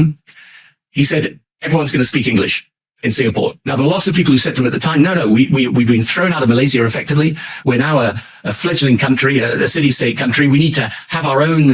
local language. You know, we need to be true to our roots and everything. He said, no, English is the language of the world and we're all going to speak English. Today, that's what happens in Singapore. Secondly, he said, we're going to get the best intellectual capital and management capital from wherever it exists in the world, and we're going to bring it to Singapore. And again, people said, no, we should stand on our own 2 feet. Why? And you're also bringing in the British, who we just, we've got all these disputes with. And he said, no, I'm going to bring in the best from wherever they are, and they're going to come to Singapore. Today, Singapore exports intellectual capital, right? And the third thing he did was he said there's going to be no corruption. And one of the ways we're going to do that is we're going to make sure our political leaders are well paid, which the ስለዚህ ብዛዕባ እዚ መራሒ እንዲ ዝዛረብ ዘሎ ሰለስተ ነጥብታት መሪፅ እዩ ዝብሎ ዘሎ ሓንቲ ኩሉ ኣብዚ ዓዲ ቋንቋ እንግሊሽ ክመርፅ ኢና ወላ እኳ ናይ ገዛ ኢናን ናይ ፀላ ኢናን ናይ ጨቋን ኢናን ቋንቋ እንተኾነ ቋንቋ እንግሊዝ ክንጥቀም ኢና ምክንያቱ እንግሊዝ ንዓና ጥራይ ብሓደ ከም ንረዳዳ ደይኮነ ምስ ዓለም ክንረዳዳ እውን ክገብረና ስለ ዝኾነ እዚ ሕጂ ከም ቲዮሪ ክትሪእዎ ትኽእሉ ቤርትራ ግን ቋንቋ እንግሊሽ ካብ ካልኣይ ክፍሊ ክመሃር ኣለዎ ነፍሶ ከፍፃን ክብሉ ከለዉ እቲ ዕላማ ተመሳሳልነት ኣለዎ ብግዴታ ደይኮነ ሰብ ቋንቋ እንግሊሽ ንክዛረብ ክኽእል ኣለዎ ዝብል ኣተሓሳስባ ኣብቲ ካሪክለም ናትና ናይ ኢትዮጵያ ረይዎ I don't know ኣብ ሻድሻድዮም ሻብዓዮም ዝጅምሩ ተርጂሙሎ ኤርትራ ግን ኣብ ካልኣይ ክፍሊ ናይ እንግሊሽ ንጅምር ወላ እኳ እቲ ሰብ ክማዕርዩ ማዕበለ ስለዚ ምትሕሓዝ ከም ዘለዎ ከተሓዘግሎም ኢለ ካልኣይ ድማ ካብ ሙሉእ ዓለም ክኢላታት ክመፁና ኣለዎም ወላ እንግሊዛውያን መፅኦም ኣብዚ ክሰርሑ ኣለዎም ክብሎም ከለዋ ካብዚ ዓድና ተሰጎግናዮም ዳ እሞ ንሶም ክኸዱልና ኢልና ዳ ኣይኮነ ኖ ይምፁ እሞ ክንመሃር ኢና ካብኦም ሶም መፅኦም ኣብዚ ዓዲ ክሰርሑ እዮም ካብኣቶም ቀዲዕና ክንመሃር ኢና ሎሚ ሲንጋፖር ካብ ደገ ምሁራት ደይኮንስ ምሁራት ንደገ እያ ትሰድድ ሊቃውንትናታ ንደገ እዮም ዝኸዱ እምበር ሊቃውንቲ ካብ ደገ ተምፅእና እዩ ዝብል ዘሎ ምክንያቱ መምሃራን ምስ ኣምፅኻ ካብኦም ኢኻ ትምሃር ህርኩት እንድሕር ኮንካ ፃዕራምቲ ኮንካ ካብኦም ትምሃር ሞ ካብኦም ንላዕሊ ትኸውን ይብል ኣሎ ስለዚ ኩሉ እቲ ዝገበርዎ ወላ ሳልሰይቲ ድማ ሰራሕተኛታት ናይ መንግስቲ ዝበለፀ ደሞዝ ክህልዎም ኣለዎ ምክንያቱ ዝበለፀ ደሞዝ ዘለዎ ኣብ ብልሽውና ይኣቱን እዩ ዓብይ ኦፊስ ሒዙ ዓብይ ስልጣን ሒዙ ደቁ ፅቡቅ ከምህር ዘይክእል ፅቡቅ መናብሮ ደቁ ዝተመጣጠነ መናብሮ ደቁ ክገብር ተዘይክኢሉ በቲ ስልጣኑ ተጠቂሙ ናብ ብልሽውና ክኸይድ ይኽእል እዩ ስለዚ ፅቡቅ ደሞዝ ግበረሉ ፅቡቅ ክነብር ከም ዝኽእል እንድሕር ጌርካ ክብሪ ዘለዎ ምስቲ ስልጣኑ ዝመጣጠን ኣታው እንተለዎ ናብ ብልሽውናን ስርቅን ኣይከይድን እዩ ስለዚ እዚ እውን ሲንጋፖር ሓደ ኣብነት እዩ እናበለ ይጠቕሶ እዚ ከዓ ብዙሓት ክንመሃረሉ ንኽእል ኢና ሕጂ እንታይ ክብል ኢለ ንመለስ ኣብዚኣ ክልተ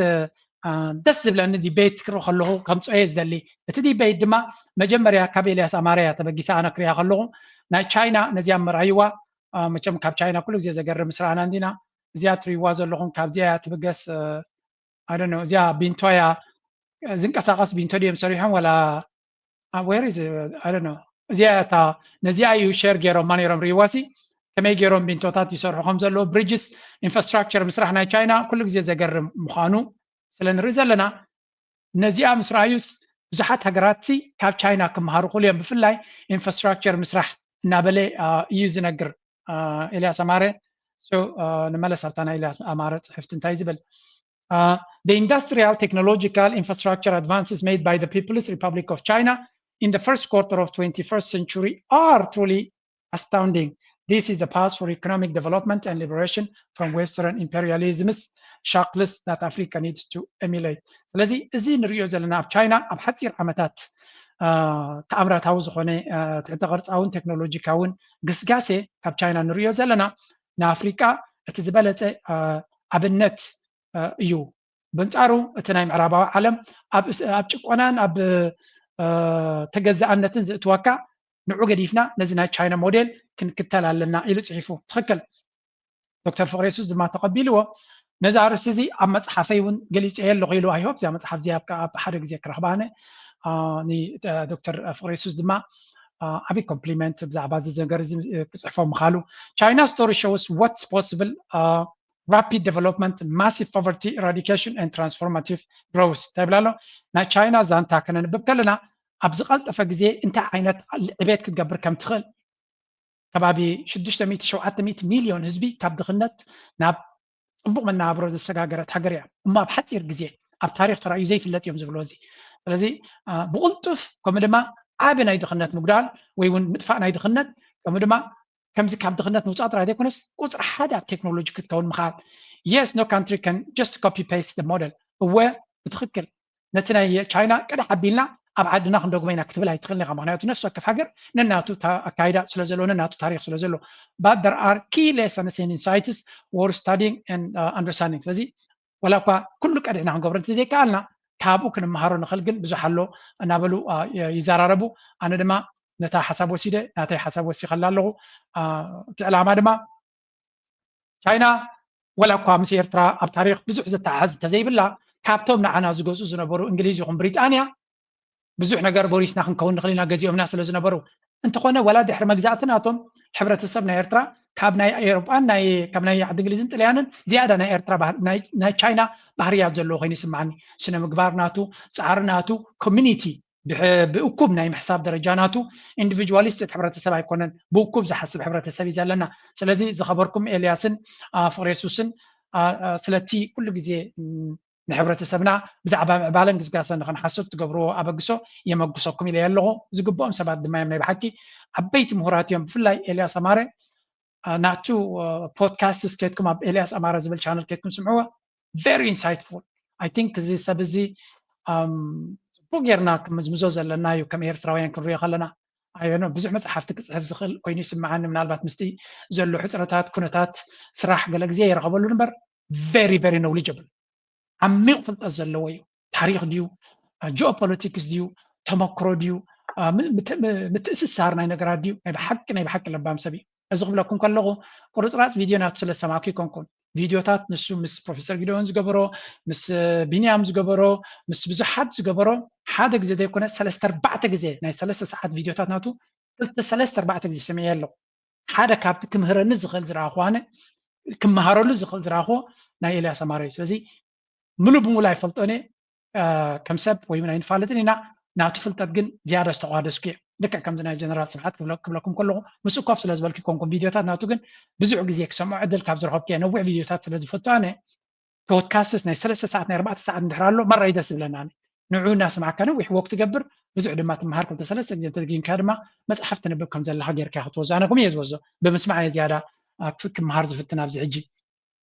كملتكم عبد قداي اريتريا شيرس مور اوكي انت الى اللغه قال لك كابتي كاب تشاينا كن مهارو نخل زبلكو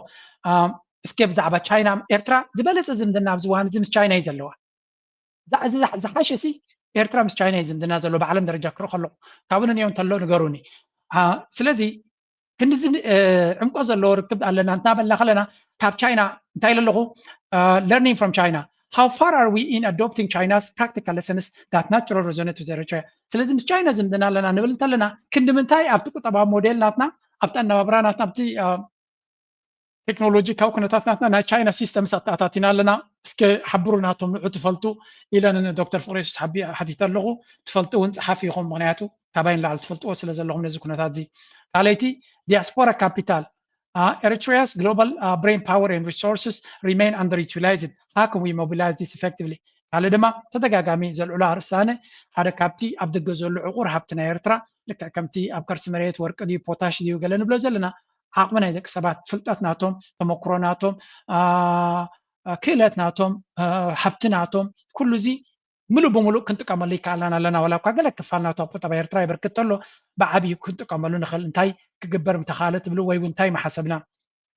supporting home initiatives قبل ما وش تعدات يمكن حجزون غل انتاي كجبر غل what more can be done to strengthen and exploit the seeds of progress already planted in Eritrea نتابير تراس جبر زلوا جعزو نمحجاسك انتاي كنجبر نخل إلى حسابات عتوتات إلى اللغو زي عتوتات زي كابلو من صباح زي من الله سيكون انجن حنقولنا بزعبا بوليتيكا بزعبا صتا بزعبا كوينا بزعبا قلت رايك كاب محساب اعرفوا بزعبا هنصتنا عندنا لمعاتنا عندنا كمو ناراتيف كل زي بزعبا كويناتن ورا كويناتن ترى ديكونه بزعبا معبالن قسقاسه نكن حسب كن قبره ده حنقسينا عم بصحن غلينا كن حسب قنا لنا زبل امنات علني نابنت انتاي ابزي مخري كويون كمراي a vision without action is a dream an action without vision is a nightmare ስለዚህ ራእይ እንተለካ ግን ነቲ ራእይ ብስጉምቲ እንተደያ ተዓይስካዮ ሕልሚ ኮይኑ ጥራይ ዝተርፍ መብዛሕትኡ ግዜ ሕልምናትካ ሕልሚ ኮይኑ ዝተርፍ ነቲ ተሓልሞ ዘለካ ናብ ተግባር ክትቅይሮ እንተዘይክኢልካ እዩ ከምኡ ድማ ራእይ ዘይብሉ ናበይ ክትከይድ ምዃንካ ራእይ ንፁር እንተዘይብልካ ብፍላይ ከም ግለሰባት ክንሪኦ ከለና ራእይናትና ንፁር እንተዘይኮይኑ ብዘይ ራእይ ንሰርሖ ዘለና ልክዕ ከምዚ ጂፒኤስ ዘይብላ መኪና እዩ ወይ ጂፒኤስ ዘይብላ ዕላማ ዘይተፈልጠት ጃልባ ባሕሪ እንተይቲ ኸ እንታይ ትኾን ፅኢላ ትኸይድ ክሳብ ነዳት ትውድእ ሽዑ ደው ትብል ስለዚ ኤግዛክትሊ ናበይ ንኸይድ ኣለና ፈሊጥካ ናበይ ትኸይድ ኣለካ ፈሊጥካ እንተኸይድካ ዝበለፀ እዩ ዝብል ሓሳብ እዩ ቲንክ ምኽሪ እዩ ካብኡ ድማ እታ nations rise when they harness the power of their people على لما بفلاي او ውሽጢ ዓዲ ዘሎ ኤርትራዊ ኮፍ ኢሉ ደቂሱ ከም ባሃው ዝውዕል ዘሎ ይብልኒ ኩሉ ይንቀሳቀስ ዘሎ ገሊኡ ኣብ ኣገልግሎት ገሊኡ ኣብ ተፈላለየ ፅላት ይንቀሳቀስ ኣሎ ኣብ ደገ ዘሎ እውን ይሰርሕን ይምዕብልን ኣሎ ግን ኩሉ እቲ ዝገብሮ ዘሎ ኣብ ደገ ኣብ ውሽጢ ዓዲ ይከውን ኣነ ደገ ስለ ዘለኹ ናይ ደገ ጥራይ ዝርዳእኒ ኣብ ውሽጢ ዓዲ ዘሎ ዝያዳ ሰም እዮም ዝፈልጥዎ ስለዚ ደገ ዘሎ ብዙሕ ክንጥቀመሉ ንኽእል ኣሎ ኢለ ኣብኡ የፀቒታ ክዛረብ ዘለኣነ ሳልሰይቲ ድማ ባሕንጎ ዕውት ክትከውን ተደሊኻ ውፅኢት ሎሚ ትገብሮ ዘለኻ ስለ ዝኾነ ናበልኩ ገሊፀ ኣለኹ ቀንዲ ዕላማ ድማ ነዚ ዝፅሕፎ ዘለኹ ብዙሕ ግዜ ብዛዕባ ፖለቲካ ዝፅሕፋ ቤክስ ግን ኩሉ ግዜ ብዛዕባ ፖለቲካ ናይ ኢትዮጵያ ገለ ተፅሒፍና ብዛዕቦም ጥራይ ንሓስብ ዘለና ብናቶም ጉዳይ ጥራይ ተኣሰርናኻ ክንከውን የብልና ዋላ እኳ ቀፃሊ ዝቕስቅሰና ይገብሩ እንተለዉ ዓለም ክትፈልጠና እውን ንደሊ እንተኾንና ኣነ ክፅሕፍ ከለኹ ዝያዳ ንሳቶም በኣምሓርኛ ዝዛረቦ ንሕና ግን ብእንግሊሽ ንዓለም ክነግሮ ኣለና ካብ ዝብል ተበግሶ እየ እምበር ብዛዕባ ኢትዮጵያ ጥራይ ምዝራብ ቁሩብ ንዓና እውን ደሰክፍ እዩ ግን ብዙሕ ብዛዕባና ሕማቕ ስለ ዝሰርሑን ሕማቕ ስለ ዝገብሩን ን80 ዓመት ድማ ዋጋ ዘኽፈሉን ሃገር ስለ ዝኾኑ ሸለል ክንብሎም ኣይንኽእል ኢና ረሲዕናዮም ክንከይድ ኣይንኽእል ኢና ሕማቕ ክንገብረኩም ኢና ክብሉ ከለዉ ክገብርዎ ከም ዝኽእሉ ቅድሚ ሕጂ ብተደጋጋሚ ስለ ዝገበርዎ ሸለል ክንብሎ ኣይንኽእል ኢና ብኣፎም ይፍክሩ እዮም ዘለዋ ይበልና ዝፍክሩ ዘለዎ እኮ ኣብ ባይቶ ክገብርዎ ስለ ዘይተዳለዉ ዘለዎ ወይ እውን ዓቕሚ ስለ ዘይብሎ እምበር ክገብርዎ ይኽእሉን እዮም ኣይክእሉን እዮም ኢልና ኣይኮናን ስለዚ እዛ ዲቤት እዚኣ ወሲድና ናብ ካልእ ገፅና ክንወዛ ይደሊ ነዚኦም ክልተ ዓበይቲ ምሁራን ናይ ኤርትራ ድማ ኩሉ ግዜ ከነመግሶም ኩሉ ግዜ ኣጆኹም ክንብሎም ኣጆና ክንብሎም ይደሊ ስለምንታይ ወላ እውን ከምዚ ዓይነት ናይ ቁጠባ ከመይ ጌርና ክንምዕብል ንኽእል ዝብል ፅሑፋት ዛዕባ ኤርትራ እውን ብዙሕ እንተዝወፀ ደስ ንበለና ኣነ ደስ ንበለኒ ካልኦት ካልእ ሓሳባት ኣለኩም ኣነ ግን ከም ሓደ ኤርትራዊ ዝያዳ ኮንቨርሴሽንስ ናትና ብዛዕባ ልምዓት ብዛዕባ ግስጋሴ ክኸውን እየ ዝመርፅ ኣነ ኣብ ባይታ ዘሎ ነገራት ክመፅእ ከሎ ከነምፅኦ ንደሊ ለሰይ ኣብ ዝኾነ ይኹን ዓብ ፕሮጀክት ኣብ ኤርትራ ዝግበር ዘሎ እንድሕር ወፅዩ ቀዳማይ ሸር ክገብረ ዝደላነ ምክንያቱ ወላ ነዚኣ ሓሳብ እዚኣ እውን ክሓስብ ዝገበረኒ ኣብዚ ሓንቲ ኣገዳሲት ፅሕፍቲ ብኣቶ የማነ ወፅያ ነይራ ኣቶ የማነ ገብረ መስቀል ካልእ ሓደ ኤርትራዊ ዝፀሓፋ ፅሕፍቲ እያ ነይራ እዚኣ ፅሕፍቲ ድማ ብዛዕባ ኤርትራ ቁጠባዊ ሞዴል ናይ ኤርትራ ብዙሓት ሰባት ዘይርድእዎ ካብ ዝብል ኣርስቲ ወፅዩ ነይሩ ኤርትራ ካብ ናይ ደገ ሃገራት ሓገዝ ኣይትደልል ኣይበልናን እዮም ዝብሉ ዘሎ ኤርትራ ካብ ካልእ ሃገራት ሓገዝ ትደልያ ጥራይ እቲ ሓገዝ ቀያዲ ክኸውን የብሉን ፅግዕተኛታት ዝገብረና ክኸውን የብሉን እዩ ዝብል ስለዚ ኤርትራ ሓገዝ ንዝባ ዌልካም እያ ኢንቨስትመንት ንዝገብርውን ዌልካም እያ ጥራይ እንታይ እዩ ምስቲ ኤርትራ ክትከዶ ትደሊ መንገዲ ዝቃዶ ምስ ዝኸውን እዩ ስለዚ ኤርትራ ቁጠባናታ ስፍሕ ዝበለ ክኸውን ናብ ሓደ ዘተኮረ ዘይኮነ ኣብ ወደባት ናታ ኣብቲ ብሉ ኢኮኖሚ ዝበሃል ወይ እውን እቲ ናይ ባሕሪ ቁጠባ ዘተኮረ ክኸውን ሳመራይዝ ገይረ ንውሕ ዝበለ ኣርቲክል ስለ ዝኾነ ኣብ ሕርሻ ዝያዳ ኣብ ሕርሻን ናይ እንስሳታትን ከምኡውን ኤርትራ ኣብ ሃብቲ ባሕሪ ኣብ ቱሪዝም ከምኡውን ማኒፋክቸሪንግ next step ድማ manufacturing ሰንዓ ክኸውን እያ ትደሊ supported by historical data showing agriculture and mining each contributing 20% of 20% GDP by 2020 ስለዚ እቲ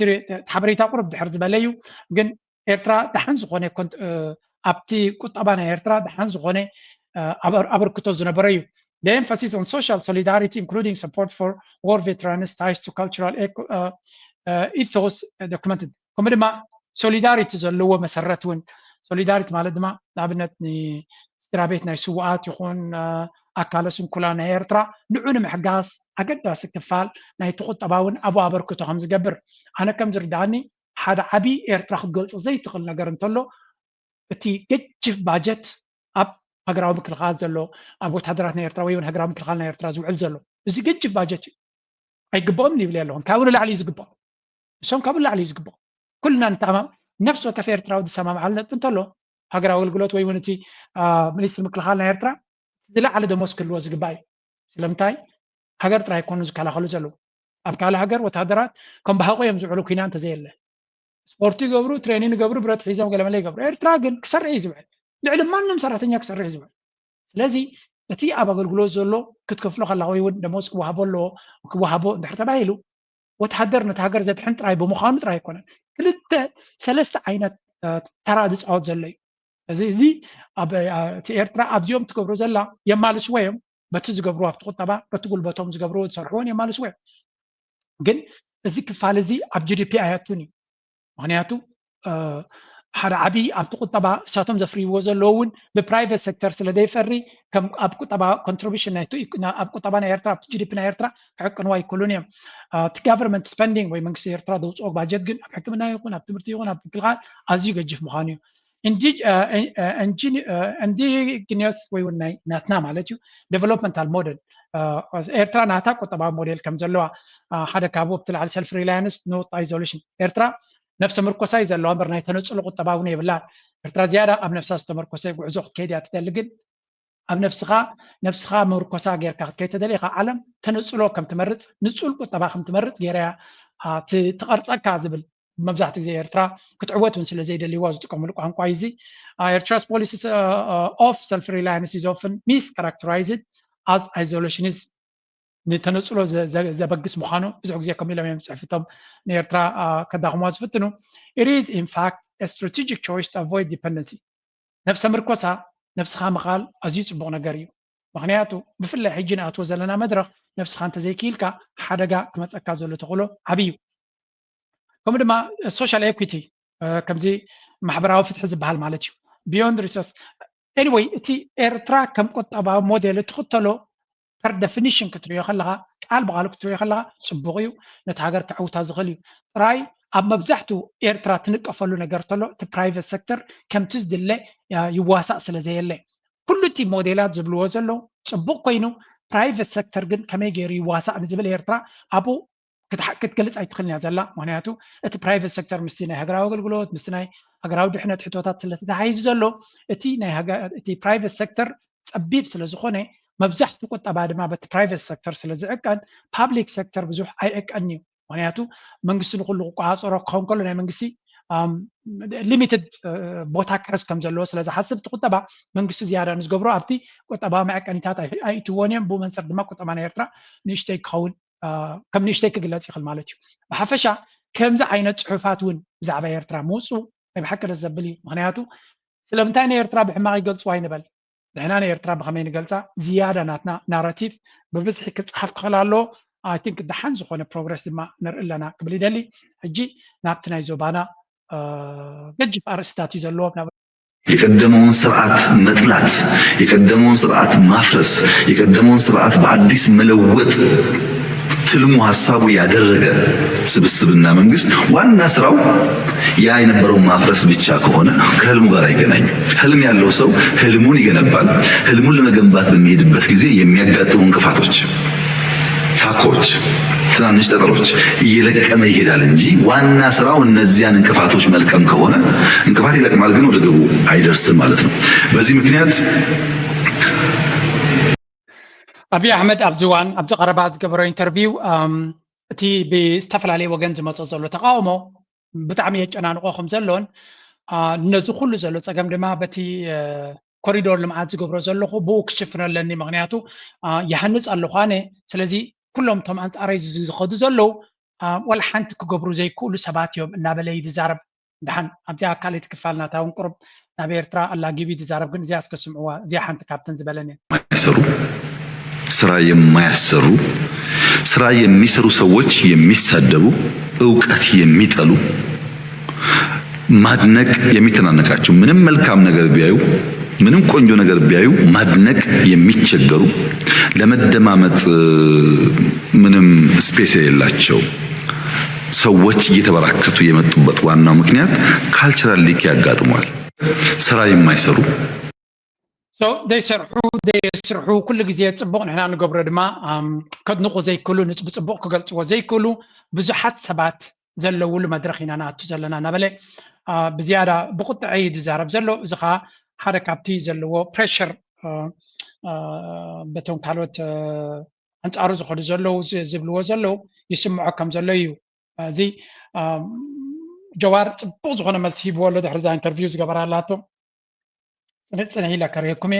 ንምንታይ ከምኡ ይጥቀመላ ከም ዘሎ ግን ንመለስ ኣብታ ቅድሚት እዚኣቶም ናቱ ካድረታት ብብዝሖም ሸር ዝገብርዋ ዘለው ከም ዝናገበሩ ንሱ ይሰርሓለቶም ካልኦት ግን ከስርሕዋ ይደለዩን እዮም ዝብሉ ዘለው ወል እቲ ምስራሕካን ዘይምስራሕካን ካልእ ኮይኑ እቲ ዝቃወመካ ዘሎ ዝያዳ ንመውት ኣለና ህዝብና ይሳቀሎ እዩ ዝብል ዘሎ what are you doing about that? ስለዚ እቶም ዝቃወሙካ ዘለው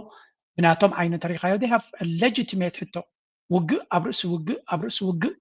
ብዘይ ናትካ ብዘይ ናይቲ መራሒ ድሌትን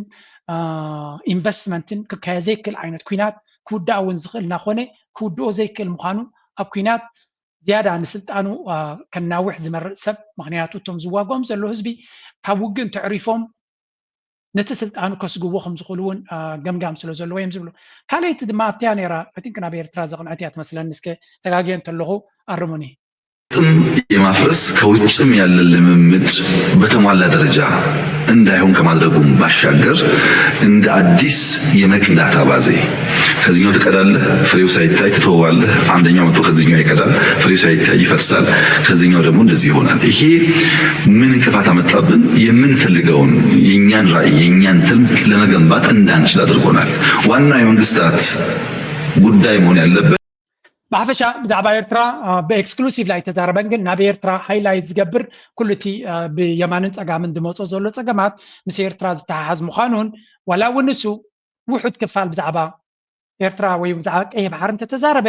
ምናልባት ከምዚ ኣጀንዳ ሽፍቲ ዝገበሩ ይኮኑ ነው they are really full force ብዛዕባ ባሕርናትና ስምዕዎም ኣብዚ ታንቃ የአህመድ ወደብ የህልውና ጉዳይ ነው እኛ አሁን በመጀመሪያ ደረጃ ለዓለም እያሳወቅን ነው ሰላማዊ በሆነ መንገድ እንዴት አድርገን እና የተባልነው ግን ምንድነው ወደ ውሃ አጠገብ አደርሱም በኢጅፕትና ኤሪትሪያ ኦርኬስትሬሽን ይሄ ሆኗል ኤሪትሪያ ቀይ ባህርን አይደለም የትልቁን ዳም ፕሮጀክትም አልደገፈችም ደግፋም አታውቅም ግብፅን ውሃ ለማሳጣት የሚደረግ እንቅስቃሴ ነው ያለው ከመጀመሪያም ጀምሮ አሁንም ድረስ ያሉት ስለዚህ እዚ ሓደ ዓብ ምሁር እዩ ሽሙ እኳ ይፈልጦም እየ ክፈልጦም እውን ብዙሕ ኢንተረስት የብለይን ሓቂ ንምዝራብ ግን ዓበይቲ ክስታት ገይሩሎ ከስማዓኩም እያ አንጻር ኤርትራ ቅድሚ ዝተወሰነ ግዜ ንኤርትራ ንምምጓስ ቃላት ዝሓፅሮ ዝነበረ ሰብ እዩ we have a very serious ሓደ ዓብይ ኣሸጋሪ ጎረቤት ከም ዘለና ክትፈልጡ ኣለኩም ክሳብ ዝደልዎም ከም ክጅንጅኑካ ይኽእሉ እዮም ከመግሱና ይኽእሉ እዮም ባት ኣብታ ዝጠዓመቶም አንጻር ኤርትራ ንምዝራብ ብፍጹም ስግፍ ዘይብሎም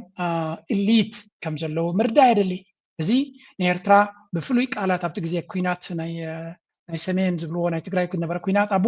ኤርትራ እንተዘይትነብር ንኤርትራ ምስጋና ዝሓፅሮ ዝነበረ ሰብ እዩ ሎሚ ግምጥል ኢሉ እዚ ሕጂ ዝብላ ዘሎ ጥራይ ከይመስለኩም ጉዳይ ናይ ባሕርናትና ኤርትራ ቀዳማይ ዕንቅፋት ከም ዝኾነት እዮም ዝዛረቡ ዘለዉ እታ ቀንዲ ዕንቅፋት ግብፂ እያ ክብሉ ከለዉ ኣብ ብርግፅ ግብፂ ረብሓናቶም ዝከሓድ ኣይኮነን ኣብዚ እውን ሓድሽ ክሲ ውፅኦም ኣለዉ ኢትዮጵያ ምክንያቱ ግብፂ ብዙሕ ዲፕሎማሲያዊ ፃዕሪ ትገብር ኣላ ዝብል እሱ ድማ Egypt intensifies lobbying African states on water security, race stability as counter to Ethiopia's stand. ስለዚ ኢትዮጵያ ካውንተር ንምግባር ወይ እውን ኢትዮጵያ ንምዕፃው ግብፂ ብዙሕ ስጉምትታት ትገብር ከም ዘላ ምስ ብዙሓት ሃገራት ኣፍሪካ ብጉዳይ ናይ ማይ ናይቲ ኒል ከም ማለት እዩ ከምኡ ድማ ብጉዳይ ናይ ቀይ ባሕሪ ብዙሕ ርክባት ትገብር ከም ዘላን ኣብዚ ቀረባ መዓልትታት እውን መራሒ ናይ ስዑድያን ናይ ግብፅን ተራኺቦም ከም ዝነበሩን ብጉዳይ ናይ ቀይ ባሕሪ ፀጥታ ናይ ቀይ ባሕሪ ከም ዝተዘራረቡ ካልእ ናይ ቁጠባዊ ሽርክነታቶም ግን ጉዳይ ናይ ቀይ ባሕሪ ከም ተዘራረቡሉ እውን ዝገልፅ ሓበሬታ ወፂኡ ነይሩ ስለዚ ኢትዮጵያውያን ግብፂ ትገብሮ ዘላ ቀፃሊ እዮም ዝከታተልዎ ካብቲ ናቶም ሚድያታት ናይ ፕሮፓጋንዳ እዩ ስለዚ Egypt has launched a new round of diplomatic lobbying across Africa, positioning its outreach as a counterweight to Ethiopia's policies on the Nile. ስለዚ ጉዳይ ናይ ኒል ግብፂ ብዙሕ ፃዕሪ ትገብር ከም ዘላ ስለዚ ኤርትራ ድማ ገለ ካብቶም ኣብ ፖሊሲ ናይ ግብፂ ንኢትዮጵያ ፀቕጢ ንምግባር ቀዳሞት ካብ ዘድልይዎ ሃገራት ቀዳሞት ኣይኮነትን ግን ገለ ካብ ዘድልይዎ ሃገራት እዮም ምክንያቱ ቀዳሞት ዝበሃሉ ኣብቲ ኒል ዘለዋ ሃገራት እዮም ስለምንታይ ኣብ ጉዳይ ናይ ኒል ኣብ ልዕሊ ኢትዮጵያ ፀቕጢ ክገብሩ እንተኮይኖም ምስ ኢትዮጵያ ዝምድና ዘለዎም ሃገራት ከም ኡጋንዳ ድዩ ሩዋንዳ ድዩ ካልኦት ሃገራት ኣብቲ ኒል ኣበርክቶ ዘለዎም ንዖም ዝያዳ ክሕዙ እሞ ኢትዮጵያ በይና ክትርፍ ኣብ ቀይ ባሕሪ ክኾን ከሎ ድማ ኤርትራ ልዑል ኣገዳስነት ዘለዎ ሃገር እያ ኤርትራ ድማ ብካልእ መልክዕ ንኢትዮጵያ ዝስማዓ ፕሬሸር ክገብሩ እንተኮይኖም ቀዳማይ ኤርትራ እዩ ዘድልዮም ንሳቶም ድማ ኩሉ እቲ ኣብ ልዕሊኦም ዝወሪ ዘሎ ከምቲ ዝብለና ፀንሐ ኤርትራ ኣካል ናቱ እያ ኣካል ናይቲ ግብፂ ትገብረና ዘላ ከምኡ እዩ እናበልዮም ንኤርትራ ዝኸስዎ ምክንያቱም ሰላም ልክ የግብፅ ሎጂክ ነው ያለው ኢትዮጵያ ሰላም ከሆነች ሰውየው ከተረጋጋለት አሰብ ማለቱ አይቀርም ብለዋል እና ወደ አሰብ እያየን ያለ ነው እና መሰናክል መፍጠር ኢሳያስ ደግሞ አሰብን ለመጠበቅ እኛ አፌር ላይ ማስታጥቁት ኃይል የለም ሁሉ መሳሪያ እንታይም ዝብል ዘሎ እንድሕሪ ኢትዮጵያ ተረጋጊያ ኣብ ተረጋጊዩ ኢትዮጵያ ኩላ ፅቡቅቲ ኮይና ናብ አሰብ ገዙ ዝገብሮ ስጉምቲ ዘይተርፍ ስለ ዝኾነ ንሕና ክንረጋጋዕ ንሕና ሰላም ክንረክብ ንሕና ክትዕመና ኣይደልዩን እዮም መርሕነት ናይ ኤርትራ ድማ ጠቕላላ ንሕና ከይንረጋጋዕ ኩሉ እዚ ኣብ ውሽጥና ዝግበር ዘሎ ምስ ግብፂ ኮይኖም ዝገብርዎ ዘለዉ እዮም ዝብል ዳርጋ ውሽጢ ዝኣተወ ፊሎዞፊ ከምኡ ድማ ፖለቲካዊ መርገፂ ዘለዎም እዮም እዞም ሃገራት እዚኣቶም ኤርትራ ምስ ግብፂ ጥቡቅ ዝኾነ ሽርክነት ንኢትዮጵያ ንምንፃል ትገብር ከም ዘላ ኣብ ባይታ ዝረአ ነገር የለን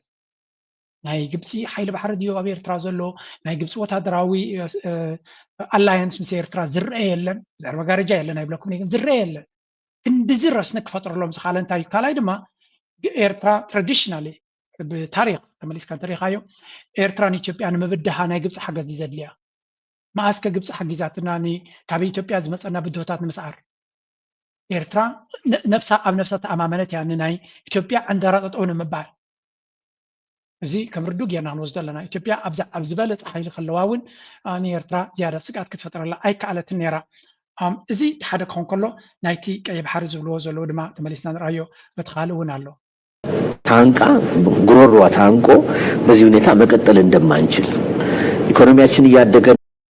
ግብጽ መቼ ነው ጦርነት ያቆመችው? ምንም እኛ ጋር ምንም አይነት ጦርነት ሁሉ ጊዜ ነው ጦርነት ላይ ነው ያለን። የጃዞ ነው በየትኛውም በለው እኛ ጋር ግብጽ ሁሉ ጊዜ ጦርነት ላይ ነው ያለችው። ይሄን ወደ ኋላ እንመለስ። አንድ የግብጽ ህፃን እንደተወለደ ግብጻዊ ነህ ህይወት የሚኖረው ግን አባይ ነው። አባይ ከሌለ ግን ትጠፋለህ። የግብጽ አርሚ ዋነኛ ጠላት አድርጎ የሚወስደው የኢትዮጵያን አርሚ ነው። በዚህ ነው ከም ንሪኦ ዘለና እዚ ሓደ ካብቶም ዓበይቲ መራሕቲ ወታደራዊ መራሕቲ ናይ ኢትዮጵያ እዩ ስለዚ ግብፂ ምስ ግብፂ ዘለና ኩናት ኣዕሪፍና ይንፈልጥን ኢና ዝኾነ ይኹን ግብፃዊ ተወሊዱ ክዓቢ ከሎ ወላ እኳ ግብፃዊ እንተኾነ ብዘይ ኣባይ ብዘይ ኒል ክነብር ኣይክእልኒ ኒል ድማ ካብ ኢትዮጵያ እዩ ዝብገስ ስለዚ ኢትዮጵያ ካብ ንእስነቱ ኣዝያ ኣገዳሲትን ፀላኢት ናቱ ምዃናን ህላወ ናቱ ድማ ኣብ ናይ ኢትዮጵያ ፖሊሲ ዝምርኮስ ምዃኑ እዮም ዝፈልጡ which is good ከም ኤርትራ ኮይንካ ክትሪኦ ከለካ ኤርትራ ንሓዋሩ مس جبت زلوات زمدنا أزيا قد سيكخو نحوار نحجي ده يكون اسمه حوارو مس جبت زجبر إيرتران جبت زجبرو زمدنا استراتيجيك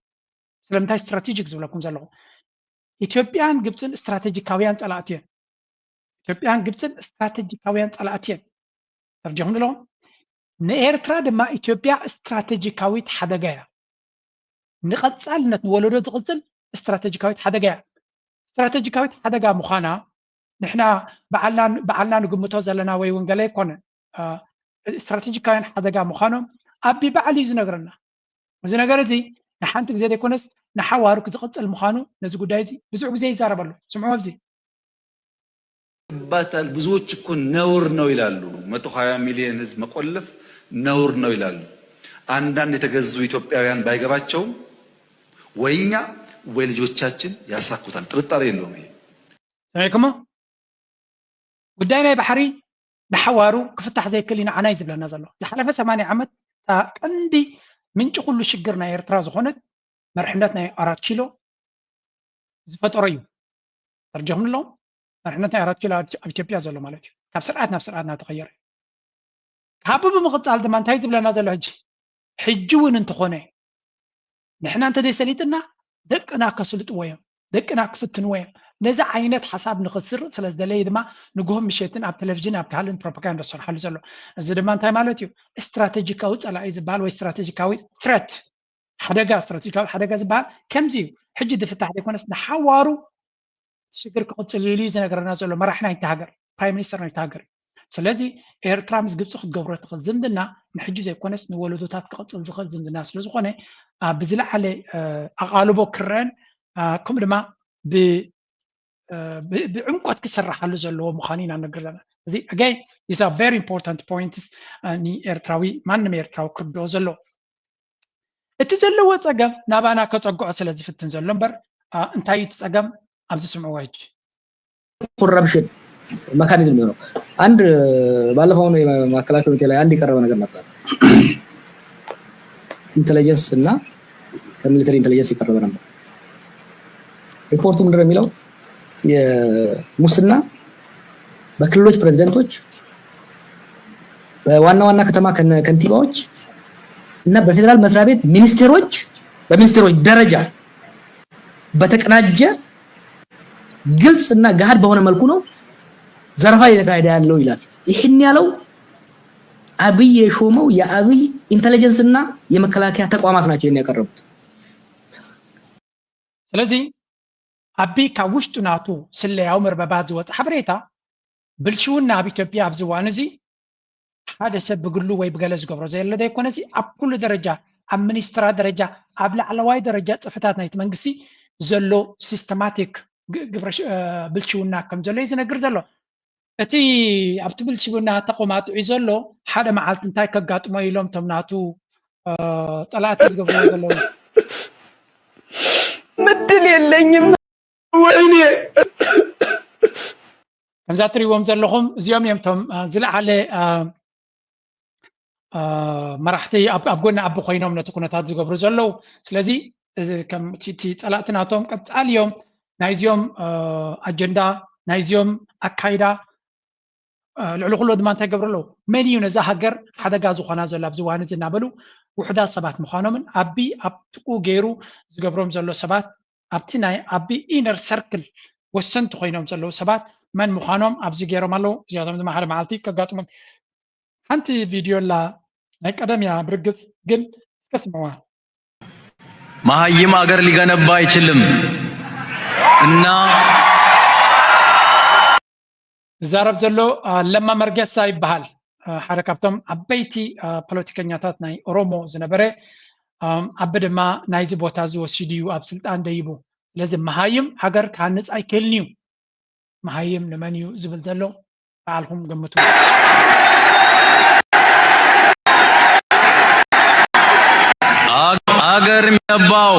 አገር የሚገነባው ትውልድ የሚገነባው በእውቀት ነው በመተባበር ነው ስለዚህ ሃገር ምህናት ማህዩም ከን ካፈልጠትና ጻኸን ከሃገር ክትሃንጽ አይትኽልኒኻ ሃገር ካህንጽ ዝኽል ፍልጠት ዘለዎ ተመክሮ ዘለዎ ይዝብል ዘሎ ሕጂ ኣብዚ ክመልሰልኩም እየ ብዛዕባ ምፍራስ ናይ ሃገር ብዙሓት ኪላታት ናይ ኢትዮጵያ ይዛረቡ እዮም ብኸመይ መንገዲ ከጋጥም ይኽእል ስምዑ እዚ እውን ሓደ ኣገዳሲ ምሁር እዩ ሰው አልተቆጣም ሀገር ፈረሰ ተገንጠሉ ሲባል አንድ ሰው አልተቆጣም ሀገር ፈረሰ የሚባለው አንድ ህዝብ ላይ ሁሉ ተሰባስቦ ማጥፋት አለብን ብሎ ሲዘም የአንድ ስርዓት መፍረስ የሀገር መፍረስን አያስከትልም የኃይለ ሥላሴ ስርዓት መፍረስ ኢትዮጵያን አልበተነም የደርግ ስርዓት መፍረስ ኢትዮጵያን አልበተነም የ2018 ለውጥ መምጣት የኢህአዴግ መበተን ኢትዮጵያን አልበተነም ሀገር ፈረሰ የሚባለው እኔ በተደጋጋሚ የምገልጸው እንደ አንድ የፖለቲካ ማህበረሰብ አብሮ መቆም መታየት መተሳሰብ ካቆመ ነው ሀገር ፈረሰ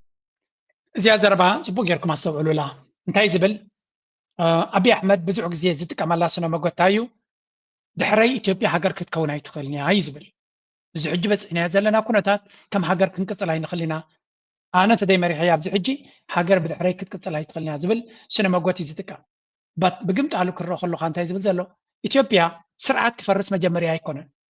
ናይ ሃይለ ሥላሴ ስርዓት ፈሪሱ ኢትዮጵያ ኣይፈረሰትን ናይ ደርጊ ስርዓት ፈሪሱ ኢትዮጵያ ኣይፈረሰትን ናይ ኢህወደግ እውን ኣብ 2018 ፈሪሱ ኣብ መፅኡ ኣይፈረሰትን ስለዚ ሃገር ክትፈርስ ትኽእል መራሒ ወይ ስርዓት ስለተኣለየ ደይኮነ እቲ ሕጂ በፂሕናዮ ዘለና ፖለቲካዊ ፀገም እዩ ዝብል እዚ እንታይ እዩ ህዝቢ ንኣንፃር ህዝቢ ክዋጋእ ኣብ ዝብገሰሉ ዘሎ ኦሮሞ ምስ ኣምሓሩ ዘሎ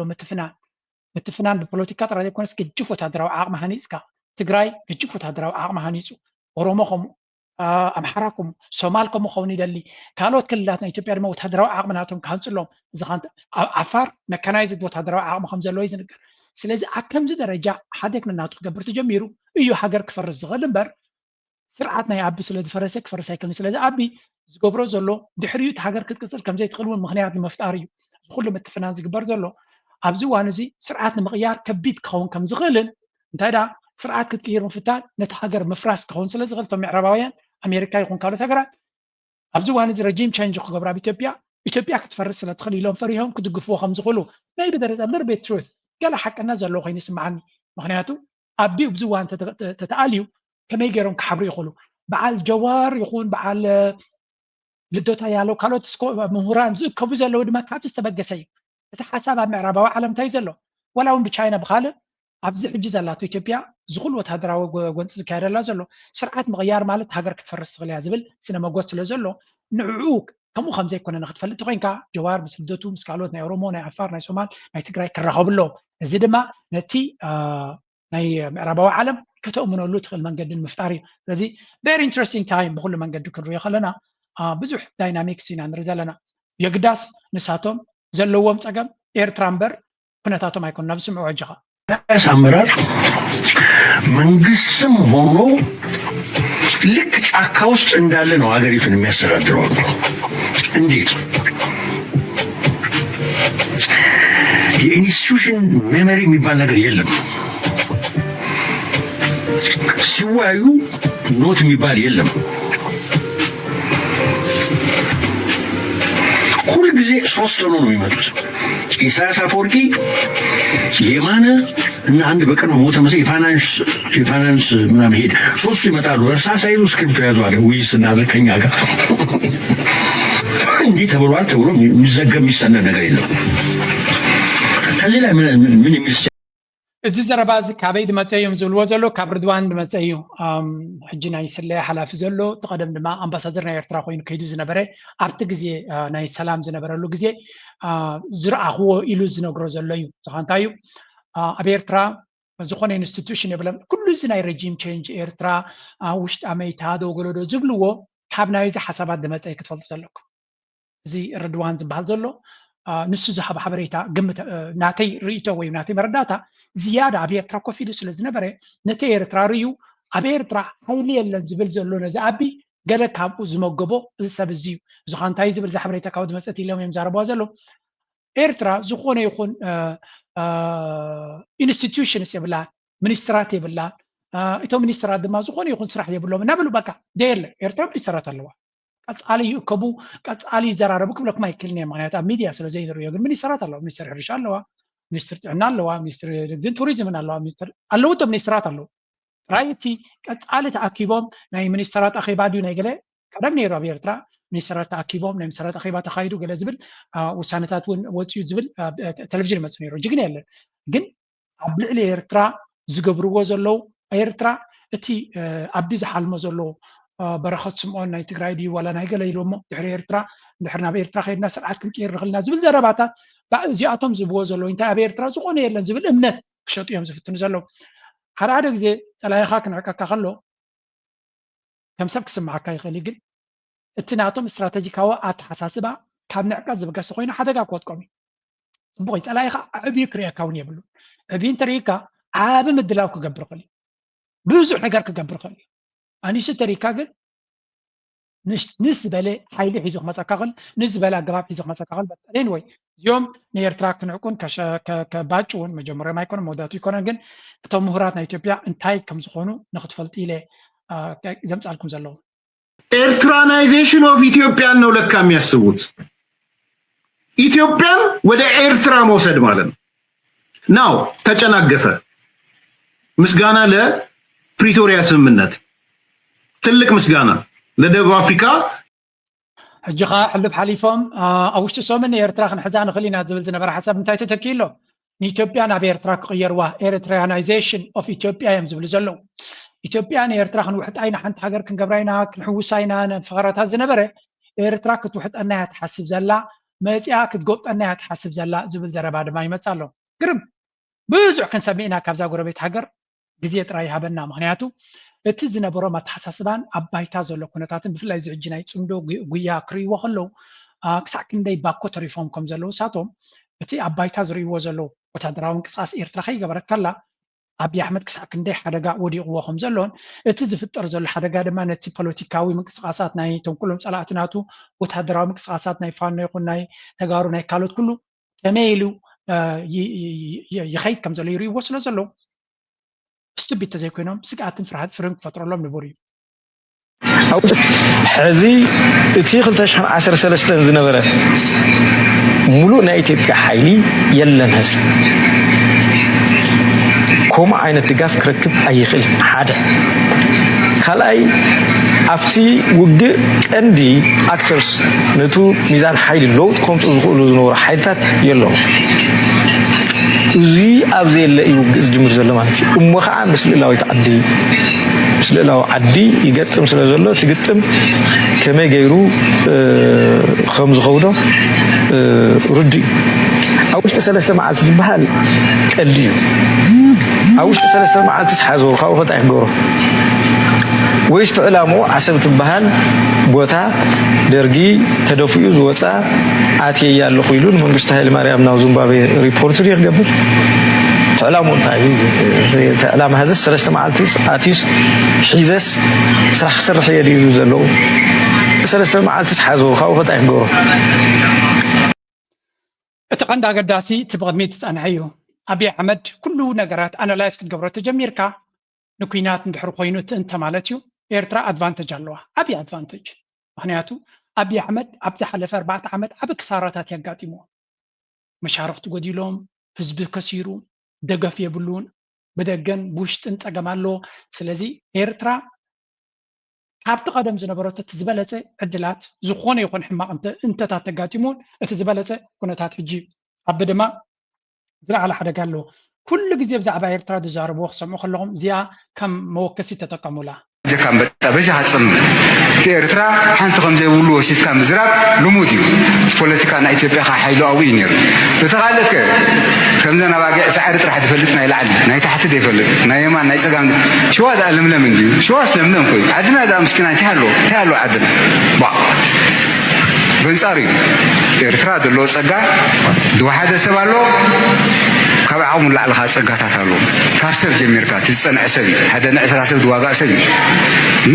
ኣብ ዝኾነ ቤት ትምህርቲ ኣትዩ ቀዳማይ ክወፅእ ኤርትራዊ ንቡር እዩ ደቡብ ኣፍሪቃ ስደቶ ካልእ ስደቶ እንታይ ሓድሽ ነገር ኮይኑ ዳዘ ብሓፂርን ሓፈሻውን ኣቀራርባ ሃገራዊ መንነትና ከመይ እንታይ ይመስል 100 ዓመት ዝገበርና ስለ ዝኾንና ስገለ ክንዛረብ ንኽእል ኢና ክንዕቅን ንኽእል ኢና እንታይ ብሓፈሻ ኩሉ ግዜ ብፀላእትካ ዝመፀካ ዘረባ ክትንዕቆ የብልካን ክሰምዐለካ ግን ከማእዝነካ የብሉን that's a very important one ንሳቶም ንናቶም ናራቲቭ ክገብርዎ ይኽእሉ ንስኻ ግን ታሪክካ እንተፈሊጥካ ንድሕሪት ተመሊስካ ናትካ ኩነታት ታሪክካ ንቅድሚት ድማ ክጥምት ኣለካ ሓንቲ ሃገር ሓያል ድያ ክትከውን ድኽምቲ ብመሰረቱ ኣብ ህዝባ እዩ ዝወድቕ ስለዚህ ንስኻ ኣብ ከባቢኻ ዘሎ ብነፍስኻ ኢኻ ትጅምር ንስኻ ንኤርትራ እንታይ ዓይነት ኣበርክቶ ክህልወካ ይኽእል እንታይ ዓይነት ንስኻ ንኤርትራ ኣሰት ዲኻ ወላ ሊያቢሊቲ ይብሉ ብእንግሊሽ ንስኻ ንኤርትራ ሃብቲ ዲኻ ወይስ ፀገም ኢኻ ስለዚ ብመሰረቱ ካብ ነፍስና ክትጅምር ከሎ ትሕቶ ኣነ ብምህላወይ ኣበይ ኣለኻ ንስኻ እቲኻ ኣነ ነዛ ዓዲ ኣገዳሲ እየ ክትብል ክትክእል ኣለካ ኣገዳሲ ክንከውን ድማ ክንፀራ ኣለና ነታ ዓዲ እና ዘይኮነስ ትገርመኩም ሃገር ውፅኢት ናይታ ዜጋታታ ስለዝኾነት ሰብ ሓያል እንተኮይኑ ሰብ ንፍዕ እንተኮይኑ ሰባ ፃዕራም እንተኮይኑ ሰባ በሊሕ እንተኮይኑ ክርኩትኩት ላዕልን ታሕትን ዝብል ሓድሽ ነገር ክፈጥር ዝፍትን ድሕሪ ኮይኑ ሃገር ሓያል ትበሃል ብኡ እወ ከም ሃገር ብግለሰባት ኣይትዕቅኑን ኢኻ እቶም ሃገር ከም ህዝቢ ኸ ኦርጋናይዝድ ድዮም ውዳበ ኣለዎም ዶ ንቅሓት ኣለዎም ዶ ዕጡቃት ድዮም ክትብል ክትኽእል ኢኻ ኣብዚ እውን ካብ ኩሉ ከባቢና ክንርኢ ከለና ከባና ሕብረት ዘለዎ ውህደት ዘለዎ ዓበ ነገር ክንገብር እውን ንኽእል ኢና መብዛሕትኡ ግዜ ኣብ ነብስና ጥራይ ስለነጥምት ኢና ንሓድሕድካ ምብላዕ ትርኢ እምበረይ ውህደት ናይ ኤርትራውያን ኣብ ከባቢና ከምኡ የለን ምናልባቶም ፀላእትና ነቲ ፅቡቕና ክነግሩና ስለዘይደልዩ ግን ካብኣቶም ካይትፅበን ኢኻ ጎምሸት ንሪኦ ዘለና ኢና ናይ ናይ ሕብረተሰብ ካብ ቀርኒ ኣፍሪካ ካብ ናይ ኤርትራውያን ኣብ ዓመት 6-7 ግዜ ሃገራዊ በዓላት ዝገብር እሞ ከዓ ብባንዴራታት ዝገየፀ ምናልባት ካብ ሙሉእ ዓለም ባንዴራታት ከም ናትና ዝገብሩ በዓል ኣሜሪካ ኣለዉ ካብ ምዕቡላት ዓለም ማለት እዩ ቻይና ኦፍ ኮርስ ራሻ ከምኡ ሃገራዊ በዓል ኣለዎም ብዙሕ ግዜ እቶም ሓያል ሃገራዊ ወኒ ዘለዎም ህዝብታት ድማ ሃገራዊ በዓላት ኣለዎም ነቲ ሃገራዊ በዓል ድማ ብውዕውዕ መንገዲ እዮም ዘብዕልዎ ኤሮፓ ኣሜሪካ ዝኩሉ ኣንፃር ሃገራውነትን ገለ እናሰበኸት ከላ ኤሮፓ ኣብ ውሽጦም ግን ንሶም ሃገራውነትን ክሃንፁ ብዙሕ እዮም ፅዕሩ እስዋይ ባንዴራ ናይ ኣሜሪካ ብዝኾነ ክእትዎ ዝፍትኑ so much about this ሓንቲ እዚኣ ክበኩም ድሕሪኡ ናብቲ ፍቕስ ዝበለ ቶፒክ ክሰግር እየ ሓላይ ናይ መን ኮይኑ ይዛረብ ዘሎ ደንጋፂ ናይ መን ኮይኑ ይዛረብ ዘሎ ተኸላኻሊ ናይ መን ኮይኑ ይዛረብ ዘሎ ትልኩም ናይ 4 ኪሎ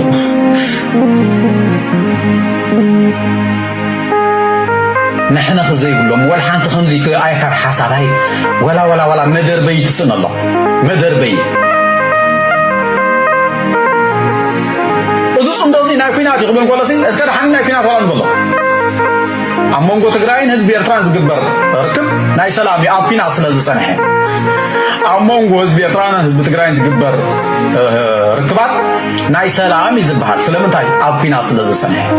أبينات سنة إحنا نبعلو إذا أبينات معرف عاطيو ناف سلامي سقاقرالو سلازم ناي سلامي والحانت تنتان زبهر زيد ليا بزعبا أمونغو يرتران أمونغو تقرأين ترقص نسي جون أزر استزخاني ناي مالتي ناي سلام بخمي أبينات سلز سنة بتناتو الرادة بتناتو الزرار أمين ولا حنت كويس ربع زي بلوجن نزت رأي كنا مبزحتهم تصمدو ناي كوينات يوم زبلو زلوا أتصمدو ناي كوينات ناي سبورتر كبات كتجبر أنت إذا جدد لك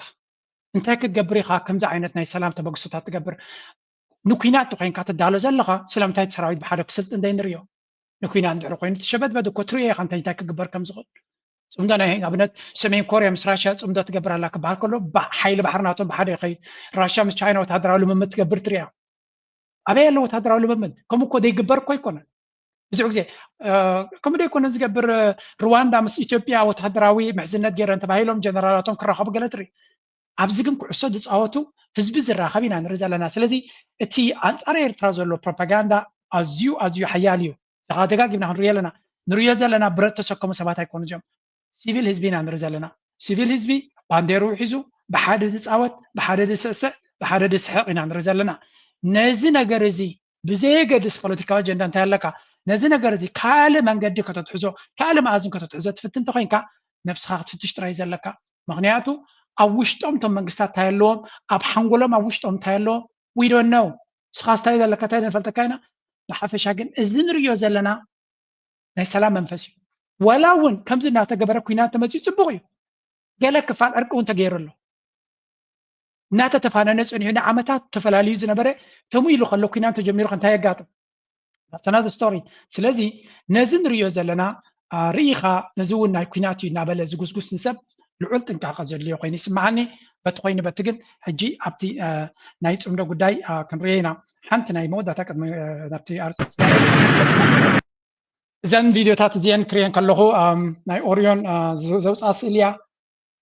ኤርትራሲ ብዙ ስሊ ካብ ባሕሪ ክወፅእ ይግባእ ነፍሲ ወከፍ ኣብ ኤርትራ ዘሎ ሰብ ንባሕሪ ክኸይድ ከሎ ቪድዮ ኣብ ሶሻል ሚድያ ኣብ ኢንስታግራም ተዘውፅእ ክንደይ ፅቡቕ ነይሩ ምክንያቱ ሓደ ካብቲ ፅቡቕናትና ባሕርና እዩ ስለዚ ኤኒ ታይም ናብ ባሕሪ ክኸዱ ከለዉ ከምዛ ዓይነት ስእልታት ክመጽእ ከሎ ንመብዛሕትኡ ኤርትራዊ ተስፋ ዝህብ መንእሰያትና ኤርትራ ድማ ጽቡቅ ክረኽቡ ንደሊና ብጽቡቅ ክነብሩ እንጆይ ክገብሩ ክንሪኦም ካብ ደሊና ኔክስት ቶፒክ ናተይ probably ብዙሕ ሰብ ዝጽበያ ዘሎ ሎሚ ብዛዕባ ኣቦይ ክዛረብ መጽእ ኣብ ዝሓለፈ እኳ ነዛ ኣርእስቲ እዚኣ ኣብ ዝሓለፈ ፕሮግራም ናተይ ብዛዕባ ወላዲኡ ንነሽነሽ ዘጋጠመ ኩነታት ተዛሪበ ነይረ ትዝክርዎ ትኾኑ ኢኹም ተዘኪርኩማ ቅድሚ ዝተወሰነ መዓልታት ገይረ ነይረ ከትኩም ክትሪእዋ ትኽእሉ ኢኹም ኦኬ ሶ ኣብዛ ኣርእስቲ እዚ መጀመርያ ቅድሚ እቲ ሰሚዕኩሞ ዘለኹም ርእቶ ሓሳባት ኣብቲ ዘረባ ዝተባህለን ዝበሃል ዘሎን ቅድሚ ምዝራበይ ናተይ ሓሳብ ካብ ምንታይ ዝብገስ ከም ዝነበረ ክገልጽ ፈቱ ስለምንታይ ኣነ ከምዚ ዓይነት ሪኣክት ክገብር ክኢለ ንዝብል መጀመርያ ኢንቴንሽንስ ናተይ ካብ ምንታይ ዝብገስ ክነግር መጀመርያ ኤርትራ ኣብዚ እዋን እዚ ናብ ጽቡቕ ገጻ ትኸይድ ዘላ ሃገር እያ ምስ ኣሜሪካ ጽምዶ ክግበር ፕሬዚደንት ኢሳያስ ኣብ ዝመጽእ ዘሎ ዓመት ጽምዶ ክንገብር ምዃንና እዚ ማለት ድማ ፓብሊክ ዲፕሎማሲ ብህዝቢ ይኹን ብካልእ ብዙሕ ፃዕሪ ዝግበር ዘሎ እዩ ምስ ጣልያን ንገብሮ ዘለና ኩነታት ብመንገዲ ምስ ኤውሮፓ ኸድና እገዳን ካልእን ክላዓለልና ንደልየሉ ዘለና ደረጃ ኢና ዘለና ኤርትራ ድማ ተቃውሞና ኤርትራ ዝበርትዕ ዝነበረሉ እገዳ ዝነበረላ ግዜ ነይሩ እዩ ኣብቲ ግዜ እቲ ተቃወምቲ ዝነበሩ ስድሮኦም ዝተኣሰረ ኣነ ሰማዕኮ የለን ቀሱ ይደለን እየ ስለዚ ኣብቲ ዝፀንከረ ግዜ ዝነበርናሉ ሎሚ ዘለናዮም ዝተፈላለየ ኩነታት ከም ዘሎ የዝርአነ ኣብዚ ሕጂ ናተይ ኢንቴንሽንስ ካብ ኤርትራ ጽቡቕ ጥራይ ክወፅእ እየ ዝደላነ ናተይ ድሌት ባያስ ኣለና ኣነ ባያስ ማለት ከምዚ እንታይ ክብሎ ክእል ሚዛናዊ ዘይኮነ ተሓሳስባ ማለት ሚዛናዊ ዘይኮነ ካብ ኤርትራ ብዙሕ ጽቡቕ ክወፅእ እየ ዝደላነ ትምኒት ናተይ ድሌት ናተይ ከምኡ ካብ ኤርትራ ጽቡቕ ነገር ክወፅእ ምክንያቱ ናብ ጽቡቕ ገጽና ስለንኸይድ ዘለና ዝነበረና ብድሆታትን ፀገምን ቁስልን ድማ እናተቐርፈ ይኸይድ ስለ ዘሎ ካብ ኤርትራ ሞር ጽቡቕ ነገር እናወፀ ክኸይድ ደሊ ኤርትራ ምስ ኣሜሪካ እንጌጅ ክትገብር ትኾይና ምስ ኤውሮፓ እንጌጅ ክትገብር ትኾይና ሞር ናብ ጽቡቕ ገጽና ዝወስደና ነቲ ንደልዮ ዘለና ዝሕግዝ ነገር ካብ ኤርትራ ክወፅእ ይደሊ እዚ ኩሉ ተቃዋማይ ናይ ኤርትራ ኣብ ኩናት ናይ ትግራይ ዝነበረ ይኹን ቅድሚኡ ዝነበረ ይኹን ኩሉ ትሕማዕ ክበሃል ከሎ ኣብ ልዕሊ ወለዶም ዝኾነ ይኹን ስጉምቲ ተወሰደ እዚ ኖብል እዩ ዓብ ነገር ኢና ምክንያቱ ክንድዚ ዝኣክልና ተዘረበ ከሎ ንወለዶም ስለምንታይ ከስፈትዋነ ወለዶም ወላ ሓንቲ ገበሩን ኣነ ከምኡ እምነተይ ወለድና ብሳነ ርክብ የብሉን ሓደ ቀርኑ ዘብቆለ ክንዲ ሰብ ዝኣኸለ ወለዱ ብው ይሕተቱን እዮም እሞ ኣብ ኤውሮጳ ዘሎ ኣብ ኣሜሪካ ዘሎ ኣብ ኤውሮጳ ዘሎ ውላድ ንስድሩ ገንዘብ ዝሕውል ተኮይኑ ክዛረበውን ኣይክእሉን እዮም ኣይኮኖም ክምዕድዎ ግለፍ ክብልዎ ክዛረበውን ኣይክእሉን እዮም ካብ ስድሩ ርሒቁ ዝነብር ዘሎ ስለዚ እቲ መንግስቲ ነዞም ተቃወምቲ ኮይኑ ኣብ ዝኾነ ይኹን ዘሎ ሰብ ናብ ቤተሰቡ ናብ ስድሩ ብፖለቲካ ዝተበገሰ ስጉምቲ ደይምውሳዱ ሓደ ካብቲ ብዙሕ ግዜ እውን ኣብ ቻነለይ ዝጠቐስኮ እዩ ስለዚ ሕጂ ኣብዚ በፂሕናሉ ዘለና መመሊስና ኣብቲ ዝነበርና ዝሓሸ መድረክና እትለና ዝሓሸ ኩነታት ክኸውን ስለ ዝደልየ ጌጋ ናተይ ኣበይ ነይሩ ቁፅሪ ሓደ ጌጋ ናተይ ሓበሬታ ኣይነበረንን እታ ዝረኣኹ እዛ ቪድዮ ትሪእዋ ዘለኹም እዚኣ ጥራይ ሰሚዓኒ እዛ ቪድዮ ጥራይ ካብቲ ናይ ነሽነሽ ዝበሉ ሓበሬታ ተበጊሰ ድማ ሪያክት ገይረ ሓንቲ ካብቲ ናተይ መትከላት ዝገደፍኳ ነገር ተላ ብዙሓት እውን ጠቂስኩማ ኢኹም ብክልቲኡ ወገን ከይሰማዕኩ ስለ ዝተዛረብኩ ካልእ ድማ ክንዲ ብፅሑ ላትካ ኣይትመሓል ሳልሳይ ድማ ኣብ ቅድሚ ሕጊ ዓብ ንእሽተይን ዝበሃል የለን ድንጋፀ ከልወካ ኽእል እዩ ርህራሄ ከልወካ ኽእል እዩ ሕጊ ግን ሕጊ እዩ ዝብል ኩለን እዚኣ ነጥብታት እዚአተን ፌር እየን ርትዓውያን ነጥብታት እየን ስለዚ እዛ ዘረባ እዚኣ ለስ ፕሪፔርድ ኮይነ ዝበልክዋ እያ ኣቡን ነሽነሽ እንታይ በዲሉ ገበን ገይሩ ዲ ኣይገበረን ኣይኖ ቨሪ ሊትል ዝፈልጦ ነገር የብለይ ስለዚ እቲ ብወገን መንግስቲ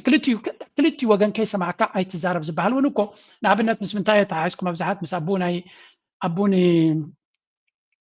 ንማዕበል ክኸውን ከሎ መጀመርያ ተኣሲሩ ምስ ተባህለ ኣነ እውን ሰንቢድየ ከም ትካለ ሰብ ግን ድሓር ቪድዮ ምስ መፀ ኣነ ተኣሰርኩን ከምዚ ተሓቲተ ገለ ምስ በለ ድማ ቪድዮ ናተ ገይረ ሕጂ ብክልቲኡ ወገን ሰሚዕና ኣለና